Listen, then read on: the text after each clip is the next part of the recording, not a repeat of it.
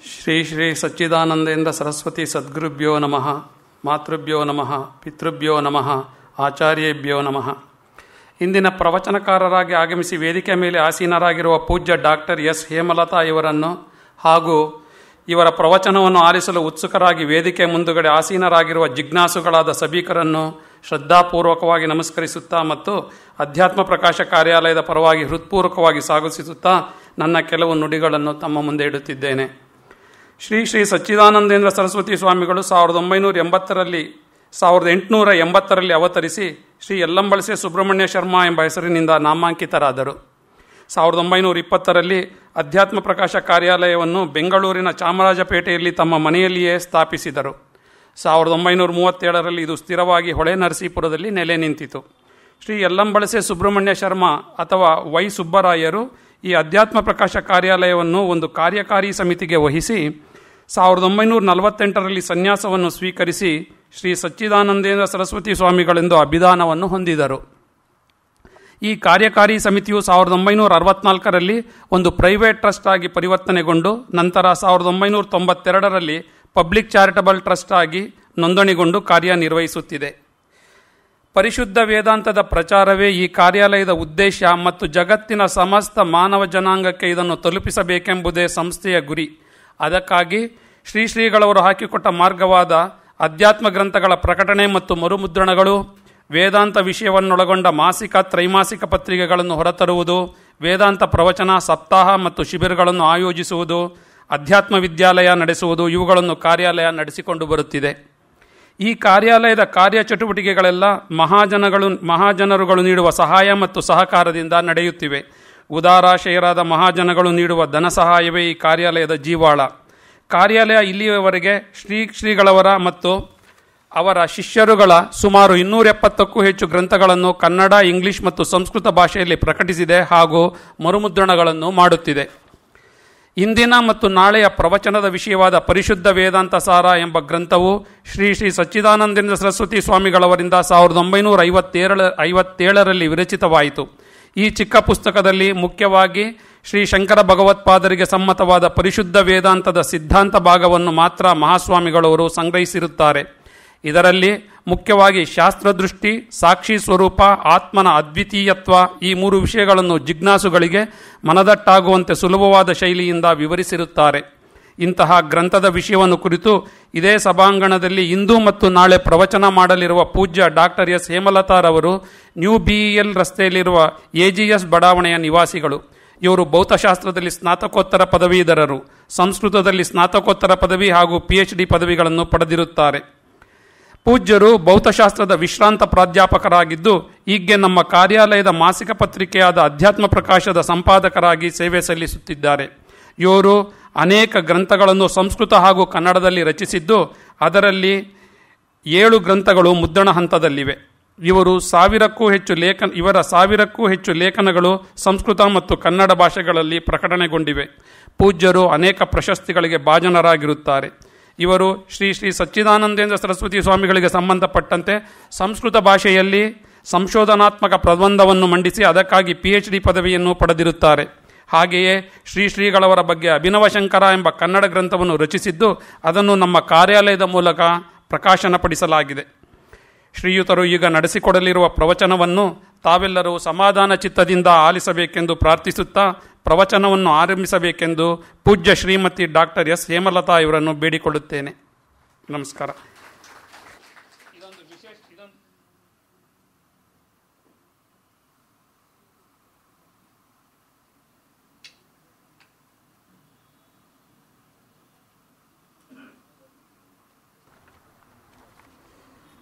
ಇದೊಂದು ವಿಶೇಷ ಪ್ರಕಟಣೆ. ನಾಡಿದ್ದು ಅಂದರೆ ಶ್ರುತಿ ಸ್ಮೃತಿ ಪುರಾಣಾನಾಂ ಆಲಯಂ ಕರುಣಾಲಯಂ. ಶ್ರುತಿ ಸ್ಮೃತಿ ಪುರಾಣಾನಾಂ ಆಲಯಂ ಕರುಣಾಲಯಂ. ನಮಾಮಿ ಭಗವತ್ಪಾದಂ ಶಂಕರಂ ಲೋಕಶಂಕರಂ. ಶಂಕರಂ ಲೋಕಶಂಕರಂ.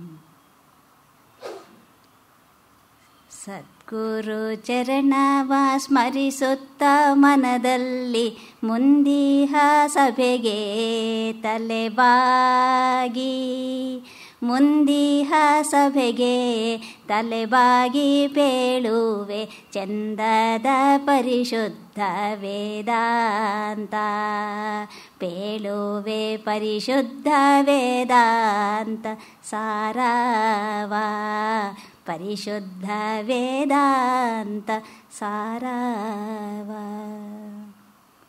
ಆಚಾರ್ಯರ ಹಾಗೂ ಸದ್ಗುರುಗಳ ಪಾದಕಮಲಗಳಿಗೆ ವಂದಿಸ್ತಾ, ಸದ್ಗುರುಗಳಿಂದ ರಚಿತವಾಗಿರ್ತಕ್ಕಂಥ ಕೃತಿಗಳಲ್ಲಿ ಒಂದಾಗಿರ್ತಕ್ಕಂಥ ಈ ಪರಿಶುದ್ಧ ವೇದಾಂತ ಸಾರ ಅತ್ಯಂತ ಚಿಕ್ಕದಾಗಿರ್ತಕ್ಕಂಥ ಕೃತಿ. ಪಾಕೆಟ್ಗೂ ಕೂಡ ಹೆಚ್ಚು ಶ್ರಮ ಕೊಡೋದಿಲ್ಲ ನಿಮಗೆ, ಕೇವಲ 10 ರೂಪಾಯಿನ ಪುಸ್ತಕ. ನೀವೆಲ್ಲರೂ ಕೂಡ ಈ ಪುಸ್ತಕವನ್ನು ನಾನೀಗ ಪರಿಚಯ ಮಾಡಿಕೊಟ್ಟ ಮೇಲೆ ಖಂಡಿತ ತೆಗೆದುಕೊಂಡು ಓದಿಯೇ ಓದ್ತೀರಿ ಅಂತಕ್ಕಂಥ ಒಂದು ಭರವಸೆಯಿಂದ ಈ ಒಂದು ಪುಟ್ಟ ಕೃತಿಯನ್ನು ನಾನು ಪರಿಚಯ ಮಾಡಿಕೊಡೋದಕ್ಕೆ ಇಷ್ಟಪಡ್ತಾ ಇದ್ದೀನಿ. ಸ್ವಾಮೀಜಿಯವರು ಉದ್ಗ್ರಂಥಗಳನ್ನು ರಚನೆ ಮಾಡಿದ್ದಾರೆ.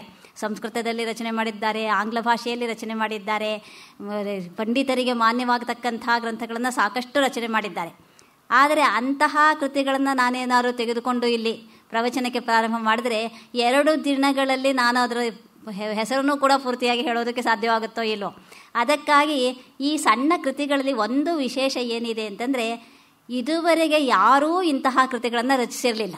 ಅದೊಂದು ನಮ್ಮ ಸ್ವಾಮೀಜಿಗಳು, ಉಳಿದ ವೇದಾಂತಿಗಳು ಬೇಕಾದಷ್ಟು ಬೇರೆ ರೀತಿಯಾಗಿರ್ತಕ್ಕಂಥ ಸಾಧನೆಗಳನ್ನು ಮಾಡಿರಬಹುದು. ಆದರೆ ಜನಸಾಮಾನ್ಯರಿಗೆ ವೇದಾಂತವನ್ನು ಮುಟ್ಟಿಸೋದಕ್ಕೆ ಇಷ್ಟೊಂದು ಸರಳವಾಗಿರ್ತಕ್ಕಂಥ, ಇಷ್ಟು ಸುಂದರವಾಗಿರ್ತಕ್ಕಂಥ ಕೃತಿಗಳನ್ನು ಹಿಂದೆ ಯಾರೂ ರಚಿಸಿರಲಿಲ್ಲ. ಮುಂದೆ ಯಾರು ರಚಿಸ್ತಾರೋ ಇಲ್ಲೋ ನನಗಂತೂ ನಂಬಿಕೆ ಇಲ್ಲ. ಅಂತಹ ಒಂದು ವಿಶಿಷ್ಟವಾಗಿರ್ತಕ್ಕಂಥ ಸಾಧನೆ ಏನಿದೆ, ಆ ಸಾಧನೆಯನ್ನು ನಿಮ್ಮ ಮುಂದೆ ಇರ್ತಕ್ಕಂಥದ್ದು ನನಗೆ ಈ ಪುಟ್ಟ ಕೃತಿಯನ್ನು ತೆಗೆದುಕೊಂಡಿರೋದ್ರಲ್ಲಿ ಒಂದು ಮುಖ್ಯವಾಗಿರ್ತಕ್ಕಂಥ ಉದ್ದೇಶ. ಸ್ವಾಮೀಜಿಯವರ ಇಂತಹ ಪುಟ್ಟ ಕೃತಿಗಳು ಸುಮಾರು 30-40ಕ್ಕಿಂತ ಹೆಚ್ಚಾಗಿದೆ. ಒಂದು ಕೃತಿಯನ್ನು ನಾನು ನಿಮಗೆ ಪರಿಚಯ ಮಾಡಿಸಿಕೊಟ್ರೆ, ಇಂತಹ ಕೃತಿಗಳನ್ನು ನೀವು ಓದಿ ಈ ಒಂದು ಅದ್ವೈತಕ್ಕೆ ಪ್ರವೇಶವನ್ನು ಪಡೆಯಬಹುದು. ಅದ್ವೈತಕ್ಕೆ ಪ್ರವೇಶ ಬೇಕು. ಮೊದಲು ಪ್ರವೇಶವಿಲ್ಲದೇ ಇದ್ದರೆ ಕೃತಿಗಳನ್ನು ಓದೋದಕ್ಕೆ ಸಾಧ್ಯವೇ ಇಲ್ಲ. ಆಚಾರ್ಯರ ಭಾಷ್ಯವನ್ನು ಓದಬೇಕಾದರೂ ಸಂಸ್ಕೃತ ಪರಿಚಯ ಬೇಕು. ಮುಂದಕ್ಕೆ ಓದಬೇಕಾದ್ರಂತೂ ಅದ್ವೈತ ಸಿದ್ಧಿಯಲ್ಲಿ ಹುಡುಕಿದೆ ತತ್ವವ, ಸಿಗಲಿಲ್ಲವೆನಗೆ ಆ ಸಿದ್ಧಿ, ಭಾಮತಿ ಗ್ರಂಥವ ಒಳಗೆಲ್ಲ ಹುಡುಕಿದೆ, ಇಳಿಯಲಿಲ್ಲವು ಎನ್ನ ಮತಿಯೊಳಗೆ, ಇಳಿಯಲಿಲ್ಲವು ಎನ್ನ ಮತಿಯೊಳಗೆ ಅಂಥೇಳಿ ಭಾಮತಿ, ಅದ್ವೈತ ಸಿದ್ಧಿ ಇಂಥ ಗ್ರಂಥಗಳನ್ನು ಓದಬೇಕಾದ್ರೆ ಅದು ಪಂಡಿತರಿಗೂ ಕೂಡ ಸ್ವಲ್ಪ ಪ್ರಶ್ನೆಯಾಗತಕ್ಕಂಥದ್ದು. ಅಂತಹ ಕೃತಿಗಳನ್ನು ಓದಿದಾಗ ನಮಗೇನಾಗುತ್ತೆ ಅಂತಂದರೆ, ಅದ್ವೈತದ ಬಗ್ಗೆ ಸ್ವಲ್ಪ ಮೊದಲೇ ದೂರದಲ್ಲಿರ್ತೀವಿ. ಇನ್ನೂ ದೂರ. ನಮ್ಮ ನಾಕಸ್ತೂರಿಯವರು ಒಂದು ಮಾತನ್ನು ಹೇಳ್ತಾರೆ ಅವರ ಅನರ್ಥಕೋಶದ ಬಗ್ಗೆ. ಇದನ್ನು ಓದೋದಕ್ಕೆ ಶುರು ಮಾಡಿ ಕೈಗೆ ಎಟುಕುವ ಹಾಗೆ ಇಟ್ಕೊಂಡಿರಿ, ಬೇಜಾರಾದರೆ ಇನ್ನೂ ದೂರಕ್ಕೆ ಕೈಗೆ ಎಟಕದ ಹಾಗೆ ಇಟ್ಟುಬಿಟ್ಟು ಮಲ್ಕೊಂಡ್ಬಿಡಿ ಅಂತ. ಹಾಗೆ ಅಂತಹ ಕೃತಿಗಳಲ್ಲೇ ಹಾಗೆ ಹೇಳಬೇಕಾದ್ರೆ, ಅದ್ವೈತದಂಥ ಸಹಜವಾಗಿ ದರ್ಶನ ಅಂತಕ್ಕಂಥದ್ದು ಕಷ್ಟ. ಅದರಲ್ಲೂ ಅದ್ವೈತ ದರ್ಶನ ಅಂತಕ್ಕಂಥದ್ದು ಯಾವ ಒಂದು ಇಂದ್ರಿಯಗಳಿಗೆ ಗೋಚರವಾಗದೇ ಇರತಕ್ಕಂಥ ವಿಷಯವೋ ಅದನ್ನು ಪರಿಚಯ ಮಾಡ್ಕೊಳ್ಳೋದು ಅಷ್ಟೇನೂ ಸುಲಭದ್ದಲ್ಲ. ಅಂತಹ ಸುಲಭವಲ್ಲದೇ ಇರತಕ್ಕಂಥದ್ದನ್ನು ಸುಲಭ ಮಾಡಿಕೊಟ್ಟದ್ದು ನಮ್ಮ ಸ್ವಾಮೀಜಿಯವರ ಅತ್ಯಂತ ದೊಡ್ಡ ಸಾಧನೆ. ಇನ್ನು ಬೇಕಾದಷ್ಟು ಸಾಧನೆಗಳಿರಬಹುದು. ಆಚಾರ್ಯರಿಗೆ ಸಮವಾಗಿ ಆಚಾರ್ಯರು ಸುಮಾರು 800ರಲ್ಲಿ ಹೊರಟಿದ್ರು. 1800ನಲ್ಲಿ 1000 ವರ್ಷಗಳ ನಂತರ ನಮ್ಮ ಸ್ವಾಮೀಜಿಯವರು ತಾವೇ ಮಾಡಿದ್ದ, ಆಚಾರ್ಯರೇ ಬಂದರು ಅಂತ ಹೇಳಿ ನಾವು ದೃಢವಾಗಿ ನಂಬಿಕೊಂಡಿದ್ದೀವಿ. ತಾವೇ ಮಾಡಿದ್ದ ಆ ಒಂದು ಸಾಧನೆಯ ಫಲಿತಾಂಶ ಏನಾಗಿದೆ ಅಂತ ನೋಡೋದಕ್ಕೆ ಈ ಒಂದು ಲೋಕಕ್ಕೆ ಬಂದರು. ಆ ಒಂದು ಫಲಿತಾಂಶವನ್ನು ನೋಡೋದಕ್ಕೆ ಬಂದವರು ಅದನ್ನು ಎಲ್ಲಿ ಬೇಕೋ ಅದನ್ನು ಎಷ್ಟು ಬೇಕೋ ಅಷ್ಟನ್ನು ಸಂಸ್ಕಾರ ಮಾಡಿ ಅದನ್ನು ಸುಸಂಸ್ಕೃತಗೊಳಿಸಿ ನಮ್ಮ ಮುಂದೆ ಇಟ್ಟು ಹೋಗಿದ್ದಾರೆ. ಮತ್ತೆ ಇನ್ನೊಂದು 1000 ವರ್ಷಕ್ಕೆ ಖಂಡಿತ ಬರ್ತಾರೆ. ಅವರು ನೋಡುವಾಗ ನಾವು ಈ ಒಂದು ಇದನ್ನು ಜೀವಂತವಾಗಿ ಉಳಿಸಿಕೊಂಡಿದ್ದೀವಿ, ಬೆಳೆಸಿಕೊಂಡಿದ್ದೀವಿ ಅಂಥೇಳಿ ತೋರಿಸಬೇಕಾಗಿರ್ತಕ್ಕಂಥದ್ದು ನಮ್ಮ ಜವಾಬ್ದಾರಿ. ಅಂತಹ ಜವಾಬ್ದಾರಿಯನ್ನು ನಿರ್ವಹಿಸೋದರಲ್ಲಿ ಆ ಸ್ವಾಮೀಜಿಯವರ ಚರಣದಲ್ಲಿ ಅರ್ಪಿಸ್ತಾ ಇರ್ತಕ್ಕಂಥ ಒಂದು ಸಣ್ಣ ಪ್ರಯತ್ನ ಏನಿದೆ, ಆ ಪ್ರಯತ್ನವನ್ನು ನಾನು ಈಗ ಇಲ್ಲಿ ಮಾಡ್ತಾ ಇದ್ದೀನಿ. ಸ್ವಾಮೀಜಿಯವರ ಕೃತಿಯನ್ನು ವ್ಯಾಖ್ಯಾನ ಮಾಡುವಷ್ಟು ಶಕ್ತಿ ನನಗಿದೆಯೋ ಇಲ್ಲೋ ಗೊತ್ತಿಲ್ಲ, ಆದರೆ ನಾನು ತಿಳ್ಕೊಂಡಿರ್ತಕ್ಕಷ್ಟನ್ನು ಅಥವಾ ನನಗೆ ಅರ್ಥವಾಗಿರ್ತಕ್ಕಂಥದ್ದಷ್ಟನ್ನು ನಾನು ನಿಮ್ಮ ಜೊತೆ ಹಂಚಿಕೊಳ್ಳೋದಕ್ಕೆ ಪ್ರಯತ್ನಿಸ್ತೀನಿ ಹೊರತು ಇದೊಂದು ವಿಶೇಷವಾಗಿರ್ತಕ್ಕಂಥ ವಿದ್ವತ್ಪೂರ್ಣವಾಗಿರ್ತಕ್ಕಂಥ ವ್ಯಾಖ್ಯಾನ ಅಂಥೇಳಿ ನಾನೇನು ಹೇಳ್ತಾ ಇಲ್ಲ. ಇಲ್ಲಿ ಇಷ್ಟು ಹೇಳಿ ಸ್ವಾಮೀಜಿಯವರ ಕೃತಿಗೆ ಬರೋಣ. ಪರಿಶುದ್ಧ ವೇದಾಂತ ಸಾರ ಅಂತ ಹೇಳಿ ಹೆಸರನ್ನು ಕೊಟ್ಟರು. ಇದನ್ನೇ ಸಂಸ್ಕೃತದಲ್ಲಿ ಸ್ವಾಮೀಜಿಯವರು ವಿಶುದ್ಧ ವೇದಾಂತ ಸಾರ ಅಂತ ಹೇಳಿ ಇನ್ನೊಂದು ಕೃತಿಯನ್ನು ಕೂಡ ಬರೆದಿದ್ದಾರೆ. ಸಂಸ್ಕೃತದಲ್ಲಿ ಯಾವುದನ್ನು ಬರೆದ್ರೋ ಅದನ್ನೇ ಕನ್ನಡದಲ್ಲೂ ಬರೆದ್ರು. ನಮ್ಮ ಸ್ವಾಮೀಜಿಯವರ ಉದ್ದೇಶ ಏನು ಅಂತಂದರೆ, ಯಾರೂ ಕೂಡ ಅಧ್ಯಾತ್ಮದಿಂದ, ಅದ್ವೈತ ವಿದ್ಯೆಯಿಂದ ಅಥವಾ ಅಧ್ಯಾತ್ಮ ತತ್ವದಿಂದ ವಂಚಿತರಾಗಬಾರ್ದು ಅಂತಕ್ಕಂಥದ್ದು ಅವರ ಉದ್ದೇಶ. ಆದ್ದರಿಂದ ಯಾವುದನ್ನು ಸಂಸ್ಕೃತದಲ್ಲಿ ಪಂಡಿತರಾಗಿ ಬರೀತಾ ಇದ್ರೋ ಅದನ್ನೇ ಸರಳಗೊಳಿಸಿ ಪಾಮರರಿಗಾಗಿ ಕನ್ನಡ ಭಾಷೆಯಲ್ಲಿ ಬರೀತಾ ಇದ್ರು. ಅದನ್ನೇ ಇನ್ನೂ ಸರಳಗೊಳಿಸಿ ವಿದೇಶೀಯರಿಗಾಗಿ ಇಂಗ್ಲೀಷ್ ಭಾಷೆಯಲ್ಲಿಯೂ ಕೂಡ ಬರೆದಿದ್ದಾರೆ. ಹಾಗೆ ಯಾವುದನ್ನು ಆಚಾರ್ಯರು ಸಂಸ್ಕೃತ ಭಾಷೆಯಲ್ಲಿ ಬರೆದು ಇಡೀ ದೇಶದಲ್ಲಿ ಪ್ರಚಾರ ಮಾಡಿದ್ರೋ ಅದನ್ನು ನಮ್ಮ ಸ್ವಾಮೀಜಿಯವರು ಇಂಗ್ಲೀಷ್, ಕನ್ನಡ, ಸಂಸ್ಕೃತ ಮೂರೂ ಭಾಷೆಗಳಲ್ಲಿ ಬರೆದು ಇಡೀ ವಿಶ್ವಕ್ಕೆ ಪ್ರಚಾರ ಮಾಡಿ ತೋರಿಸ್ಕೊಟ್ಟಿದ್ದಾರೆ. ಅಂತಹ ಒಂದು ಕೃತಿಗಳಲ್ಲಿ ಈ ಒಂದು ಸರಳ ಕೃತಿಯಾಗಿರ್ತಕ್ಕಂಥ ಪರಿಶುದ್ಧ ವೇದಾಂತ ಸಾರ, ಹೆಸರೇ ಹೇಳುವ ಹಾಗೆ ಪರಿಶುದ್ಧವಾಗಿರ್ತಕ್ಕಂಥ ವೇದಾಂತದ ಸಾರ. ಹಾಗಾದರೆ ಇಲ್ಲೊಂದು ಪ್ರಶ್ನೆ ಬರುತ್ತೆ, ಅಪರಿಶುದ್ಧವಾಗಿರ್ತಕ್ಕಂಥ ವೇದಾಂತವೂ ಇದೆಯೇ ಅಂತ. ಪರಿಶುದ್ಧ ವೇದಾಂತ ಹೇಳಿದ್ರೆ ಮೇಲೆ ಅಪರಿಶುದ್ಧವಾಗಿರತಕ್ಕಂಥ ವೇದಾಂತ ಇನ್ನೊಂದಿರಬೇಕು, ಅದಕ್ಕೂ ಇದಕ್ಕೂ ವ್ಯತ್ಯಾಸವನ್ನು ತೋರಿಸ್ತಾ ಇದ್ದಾರೆ ಅಂಥೇಳಿ. ಅಪರಿಶುದ್ಧವಾಗಿರ್ತಕ್ಕಂಥ ವೇದಾಂತ ಅಂತಕ್ಕಂಥದ್ದೇನೂ ಇಲ್ಲ. ಆದರೆ ಗಂಗೆಯ ನೀರು ಋಷಿಕೇಶದಲ್ಲಿ ತುಂಬ ತಿಳಿಯಾಗಿದೆ. ಅಲ್ಲಿಂದನೇ ಎಲ್ಲರೂ ಕೂಡ ಗಂಗೆಯನ್ನು ತುಂಬಿಕೊಂಡು ತರ್ತಾರೆ ಗಂಗಾ ಸ್ಥಾಲಿಗಳಲ್ಲಿ. ಅದೇ ಮುಂದಕ್ಕೆ ಹೋಗ್ತಾ ಹೋಗ್ತಾ ಹೋಗ್ತಾ ಅದು ಜನರಿಂದ ನಾವೇ ಮಾಡಿರ್ತಕ್ಕಂಥ ತಪ್ಪಿನಿಂದ ಕಲುಷಿತವಾಗುತ್ತಾ ಹೋಗುತ್ತೆ. ಹಾಗೆ ಸ್ವಾಮೀಜಿಯವರು ಕೂಡ ತಮ್ಮ ಉದ್ವತ್ಕೃತಿಯಲ್ಲಿ ವೇದಾಂತ ಪ್ರಕ್ರಿಯಾ ಪ್ರತ್ಯಭಿಜ್ಞಾ ಅಂತಕ್ಕಂಥ ಉತ್ತಮವಾಗಿರ್ತಕ್ಕಂಥ ಕೃತಿಯಲ್ಲಿ ಎಷ್ಟು ಕಾರಣಗಳನ್ನು, ಸುಮಾರು 10-12 ಕಾರಣಗಳನ್ನು ಕೊಡ್ತಾರೆ. ಈ ಒಂದು ಪ್ರಕ್ರಿಯೆ ಅಂತಕ್ಕಂಥದ್ದು ಮೊದಲು ಅತ್ಯಂತ ಶುದ್ಧವಾಗಿತ್ತು. ಆಚಾರ್ಯರು ಬರೆದಾಗ ಅದು ಅತ್ಯಂತ ಶುದ್ಧವಾಗಿರ್ತಕ್ಕಂಥ ಪ್ರಕ್ರಿಯೆಯಾಗಿತ್ತು. ಆ ನಂತರ ಪುರುಷಮತಿ ವೈದಗ್ಧ್ಯದಿಂದ ತಮ್ಮದನ್ನು ಸೇರಿಸಿಕೊಳ್ತಕ್ಕಂಥ, ಯಾವಾಗಲೂ ಅನುವಾದ ಮಾಡ್ತಕ್ಕಂಥ ಸಂದರ್ಭದಲ್ಲಿ ಮುಖ್ಯವಾಗಿರ್ತಕ್ಕಂಥ ಆ ಮೂಲಕರ್ತೃ ಯಾರಿರ್ತಾರೆ ಅವರ ಭಾವವನ್ನು ಹೇಳೋದಕ್ಕೆ ಬದಲಾಗಿ ಅನುವಾದಕರು ತಮ್ಮ ಭಾವವನ್ನು ಸೇರಿಸ್ತಾರೆ. ಹೀಗೆ ಅನೇಕ ಕಾರಣಗಳನ್ನು ಸೇರಿಸ್ತಾ ಮುಂದಕ್ಕೆ ಹೋಗ್ತಾ 1000 ವರ್ಷ ಕಳೆದದ್ರಿಂದ ಎಷ್ಟೋ ಬೇಡದ ಅಂಶಗಳು ಕೂಡ ಇದರಲ್ಲಿ ಸೇರಿಕೊಳ್ತು. ಆದ್ದರಿಂದಲೇ ಆಚಾರ್ಯರೇ ಮತ್ತೆ ಇವಾಗ ಜನ್ಮ ತಾಳಿ ಬೇಡದೇ ಇರತಕ್ಕಂಥ ಅದನ್ನು ಜರಡಿ ಹಿಡಿದು ಯಾವುದು ಶುದ್ಧವಾಗಿದೆಯೋ ಆ ಶುದ್ಧವಾಗಿರ್ತಕ್ಕಂಥದ್ದನ್ನು ಪ್ರತ್ಯೇಕ ಮಾಡಿ ಇಷ್ಟನ್ನು ನೀವು ತಿಳಿದುಕೊಳ್ಳಿ, ಇದು ಶುದ್ಧವಾಗಿರ್ತಕ್ಕಂಥದ್ದು, ಇಷ್ಟನ್ನು ತಿಳಿದುಕೊಂಡ್ರೆ ಸಾಕು ಅಂತ ಹೇಳಿ ನಮಗೆ ಈ ಒಂದು ಕೃತಿಯಲ್ಲಿ, ಅಂದರೆ ಈ ಕೃತಿಯಲ್ಲಿರ್ತಕ್ಕಂಥದ್ದಷ್ಟನ್ನೇ ತಿಳ್ಕೊಂಡ್ರೆ ಸಾಕು ಅಂತಕ್ಕಂಥ ಉದ್ದೇಶವೇನೂ ಅಲ್ಲ. ಆದರೆ ಈ ಕೃತಿಯಲ್ಲಿರ್ತಕ್ಕಂಥ ವಿಷಯವನ್ನು ಸ್ವಲ್ಪ ತಿಳಿದುಕೊಂಡ್ರೆ ಇನ್ನೂ ಹೆಚ್ಚಿನ ವಿಷಯವನ್ನು ತಿಳಿಯೋದಕ್ಕೆ ಕುತೂಹಲ ಉಂಟಾಗಬೇಕು. ಯಾವುದೇ ಒಂದು ಕೃತಿಯನ್ನು ಓದಿದ್ರೆ ಸಾಕಪ್ಪ ಅನಿಸ್ಬಾರ್ದು, ಬೇಕಪ್ಪ ಅನ್ನಿಸ್ಬೇಕು. ಆ ಒಂದು ಉದ್ದೇಶದಿಂದ ಸಣ್ಣ ಸಣ್ಣ ಕೃತಿಗಳನ್ನು ರಚನೆ ಮಾಡಿದ್ರು. ಸಣ್ಣ ಕೃತಿಗಳನ್ನು ಓದಿದಾಗ ಅಲ್ಲಿ ಸ್ವಲ್ಪ ನಮಗೆ ಸುಳುಹು ಸಿಗುತ್ತೆ. ಸಿಕ್ಕಿದಾಗ ಇಷ್ಟೊಂದು ವಿಷಯ ಇದರಲ್ಲಿ ಇದೆಯಾ, ಇದ್ದ ಮೇಲೆ ಇದನ್ನು ನಾವು ಇನ್ನೂ ಚೆನ್ನಾಗಿ ಯಾಕೆ ತಿಳಿದುಕೊಳ್ಳಬಾರ್ದು ಅಂತಕ್ಕಂಥ ಉತ್ಸಾಹ ನಮ್ಮಲ್ಲಿ ಮೂಡಬೇಕು. ಇನ್ನೂ ಹೆಚ್ಚು ಎಷ್ಟು ಕೊಟ್ಟರೂ ಸಾಲದು ಅನ್ನೋಷ್ಟರ ಮಟ್ಟಿಗೆ ಆ ಒಂದು ತೃಷೆ ಅಂತಕ್ಕಂಥದ್ದು, ಆ ಒಂದು ವಿದ್ಯೆಯ ಬಗ್ಗೆ ಹಸಿವು ಅಂತಕ್ಕಂಥದ್ದು ನಮಗೆ ಮೂಡಬೇಕು. ಅಂತಹ ಒಂದು ದೃಷ್ಟಿಯಿಂದ ಬರೆದಿರ್ತಕ್ಕಂಥ ಪರಿಶುದ್ಧವಾಗಿರ್ತಕ್ಕಂಥ ಭಾಗ ಏನಿದೆ ಅದನ್ನು ಜರಡಿ ಹಿಡಿದು ಈ ಒಂದು ಅಂಶ ಅಂತಕ್ಕಂಥದ್ದು ಇದರ ಸಿದ್ಧಾಂತ. ವೇದಾಂತದಲ್ಲಿ ಸಿದ್ಧಾಂತ ಅಂತಕ್ಕಂಥದ್ದು ಉಪನಿಷತ್ತಿನ ವೇದದ ಅಂತ್ಯಭಾಗ, ಉಪನಿಷತ್ ಭಾಗ ಅಥವಾ ಉಪನಿಷತ್ತಿನಲ್ಲಿಯೂ ಅಂತ್ಯವಾಗಿರ್ತಕ್ಕಂಥ ಸಿದ್ಧಾಂತವಾಗಿರ್ತಕ್ಕಂಥ ಭಾಗ, ಹೀಗೆಲ್ಲ ಹೇಳ್ಬೋದು. ಆದರೆ ಈ ಸಿದ್ಧಾಂತ ಭಾಗ ಅಂತಕ್ಕಂಥದ್ದನ್ನು ಕೂಡ ಬೇಕಾದಷ್ಟು ಉಪನಿಷತ್ತುಗಳಿಗೂ ಅಷ್ಟೇ, ಬ್ರಹ್ಮಸೂತ್ರಕ್ಕೂ ಅಷ್ಟೇ, ಯಾವ ಪ್ರಸ್ಥಾನತ್ರಯ ಅಂತ ನಾವು ಕರೀತೀವೋ ಹಾಗೆ ಶ್ರುತಿ, ಸ್ಮೃತಿ, ಬ್ರಹ್ಮಸೂತ್ರ ಭಾಗ, ನ್ಯಾಯಭಾಗ ಎಲ್ಲಕ್ಕೂ ಕೂಡ ಬೇಕಾದಷ್ಟು ವ್ಯಾಖ್ಯಾನಗಳಿದೆ, ಭಾಷ್ಯಗಳಿದೆ. ಸುಮಾರು ಬ್ರಹ್ಮಸೂತ್ರಕ್ಕಂತೂ 40ಕ್ಕಿಂತ ಹೆಚ್ಚು ವ್ಯಾಖ್ಯಾನಗಳಿದೆ. ಅಷ್ಟು ವ್ಯಾಖ್ಯಾನಕಾರರು ಕೂಡ ತಮ್ಮ ಭಾವವೇ ಸರಿ, ತಮ್ಮ ಅಭಿಪ್ರಾಯವೇ ಸರಿ ಅಂತಕ್ಕಂಥದ್ದನ್ನು ಮೊದಲೇ ಇಟ್ಕೊಂಡು ಬಿಟ್ಟಿರ್ತಾರೆ. ಉಪನಿಷತ್ತನ್ನಾಗಲಿ ಅಥವಾ ಬ್ರಹ್ಮಸೂತ್ರವನ್ನಾಗಲಿ ಓದಿದ ಮೇಲೆ ಭಾವವನ್ನು ಹೇಳೋದಿಲ್ಲ, ಭಾವವನ್ನು ಮೊದಲೇ ಇಟ್ಕೊಂಡು ಬಿಟ್ಟಿರ್ತಾರೆ. ಅದನ್ನು ಅಲ್ಲಿ ಹುಡುಕಿ ತಮಗೆ ಸಮರ್ಥನೆ ಸಿಗತಕ್ಕಂಥ ಭಾಗಗಳನ್ನು ತೆಗೆದುಕೊಂಡು ತಮ್ಮ ಯಾವ ಒಂದು ದರ್ಶನ ಇದೆ, ತಮ್ಮ ಯಾವ ಸಿದ್ಧಾಂತ ಅಂತ ಅಂದುಕೊಂಡಿರ್ತಾರೋ ಅದನ್ನು ಅವರು ಅಲ್ಲಿ ತೋರಿಸಿಕೊಡ್ತಾರೆ. ತೋರಿಸಿಕೊಡೋದ್ರಿಂದ ಏನಾಗುತ್ತೆ ಅಂತಂದರೆ, ಉಪನಿಷತ್ ಅಂತಕ್ಕಂಥದ್ದು ನಮ್ಮ ಡಾಕ್ಟರ್ ರಾಧಾಕೃಷ್ಣನ್ ಅವರು ಹೇಳ್ತಾ ಇದ್ದ ಹಾಗೆ ಇಟ್ಸ್ ಎ ವೈಲ್ಡ್ ಜಂಗಲ್ ಅಂತ ಹೇಳ್ತಾರೆ. ಆ ಒಂದು ಕಾಡಿನಲ್ಲಿ ಕಾಲಿಟ್ಟರೆ ನಮಗೆ ಎಲ್ಲಿಗೆ ಹೋಗಬೇಕು ಅಂತಕ್ಕಂಥದ್ದು ಗೊತ್ತಾಗೋದಿಲ್ಲ. ಗೊತ್ತಾಗಬೇಕಾದ್ರೆ ಮಾರ್ಗದರ್ಶಕರು ಬೇಕು. ಅಂತಹ ಮಾರ್ಗದರ್ಶನ ಮಾಡ್ತಕ್ಕಂಥವ್ರು ಯಾರೋ ಅವರೇ ಗುರುಗಳು. ಅಂತಹ ಮಾರ್ಗದರ್ಶನ ಇಲ್ಲದೇ ಇದ್ದರೆ ನಮಗೆ ಉಪನಿಷತ್ತಾಗಲಿ ವೇದಗಳಾಗಲಿ ಯಾವುದೇ ಪ್ರಯೋಜನಕ್ಕೆ ಬರೋದಿಲ್ಲ. ಯಾವುದೇ ಪ್ರಯೋಜನಕ್ಕೆ ಬರಬೇಕಾದ್ರೆ ನಮಗೆ ಆಚಾರ್ಯರಂಥ ಮಾರ್ಗದರ್ಶಕರು ಬೇಕು. ಅವರು ಹೇಳಿರ್ತಕ್ಕಂಥದ್ದನ್ನು ಸರಿಯಾದ ರೀತಿಯಲ್ಲಿ ಹೇಳ್ತಕ್ಕಂಥವ್ರು ಬೇಕು. ಅಂತಹ ಒಂದು ಪ್ರಯತ್ನವನ್ನು ನಮ್ಮ ಸ್ವಾಮೀಜಿಯವರು ಈ ಒಂದು ಪುಟ್ಟ ಕೃತಿಯಲ್ಲಿ ಮಾಡಿ ಪರಿಶುದ್ಧವಾಗಿರ್ತಕ್ಕಂಥದ್ದು ಯಾವುದು ಅಂತಕ್ಕಂಥದ್ದನ್ನ ತೋರಿಸ್ಕೊಡ್ತಕ್ಕಂಥದ್ದನ್ನ ಹೇಳಿದ್ದಾರೆ. ಮುಂದಕ್ಕೆ ಇದನ್ನು ಇನ್ನೂ ಹೆಚ್ಚು ತಿಳಿದುಕೊಳ್ಳಬೇಕಾದಂಥದ್ದು ಅವರವರ ಯೋಗ್ಯತೆಗೆ, ಅವರವರ ಆಸಕ್ತಿಗೆ ಬಿಟ್ಟಂಥ ವಿಷಯ. ಇಲ್ಲಿ ಈ ಒಂದು ಪರಿಶುದ್ಧ ವೇದಾಂತ ಸಾರ ಅಂತಕ್ಕಂಥದ್ದೇನಿದೆ, ಇದರಲ್ಲಿ ಪ್ರಾರಂಭದಲ್ಲಿ ವೇದಾಂತ ಅಂದರೆ ಏನು ಅಂತಕ್ಕಂಥ ಒಂದು ಪ್ರಶ್ನೆಯನ್ನು ಹಾಕ್ತಾರೆ. ಪ್ರತಿಯೊಂದಕ್ಕೂ ಕೂಡ ಸ್ವಾಮೀಜಿಯವರು ಉತ್ತಮವಾಗಿರ್ತಕ್ಕಂಥ ಶೀರ್ಷಿಕೆಯನ್ನು ಕೊಡ್ತಾರೆ.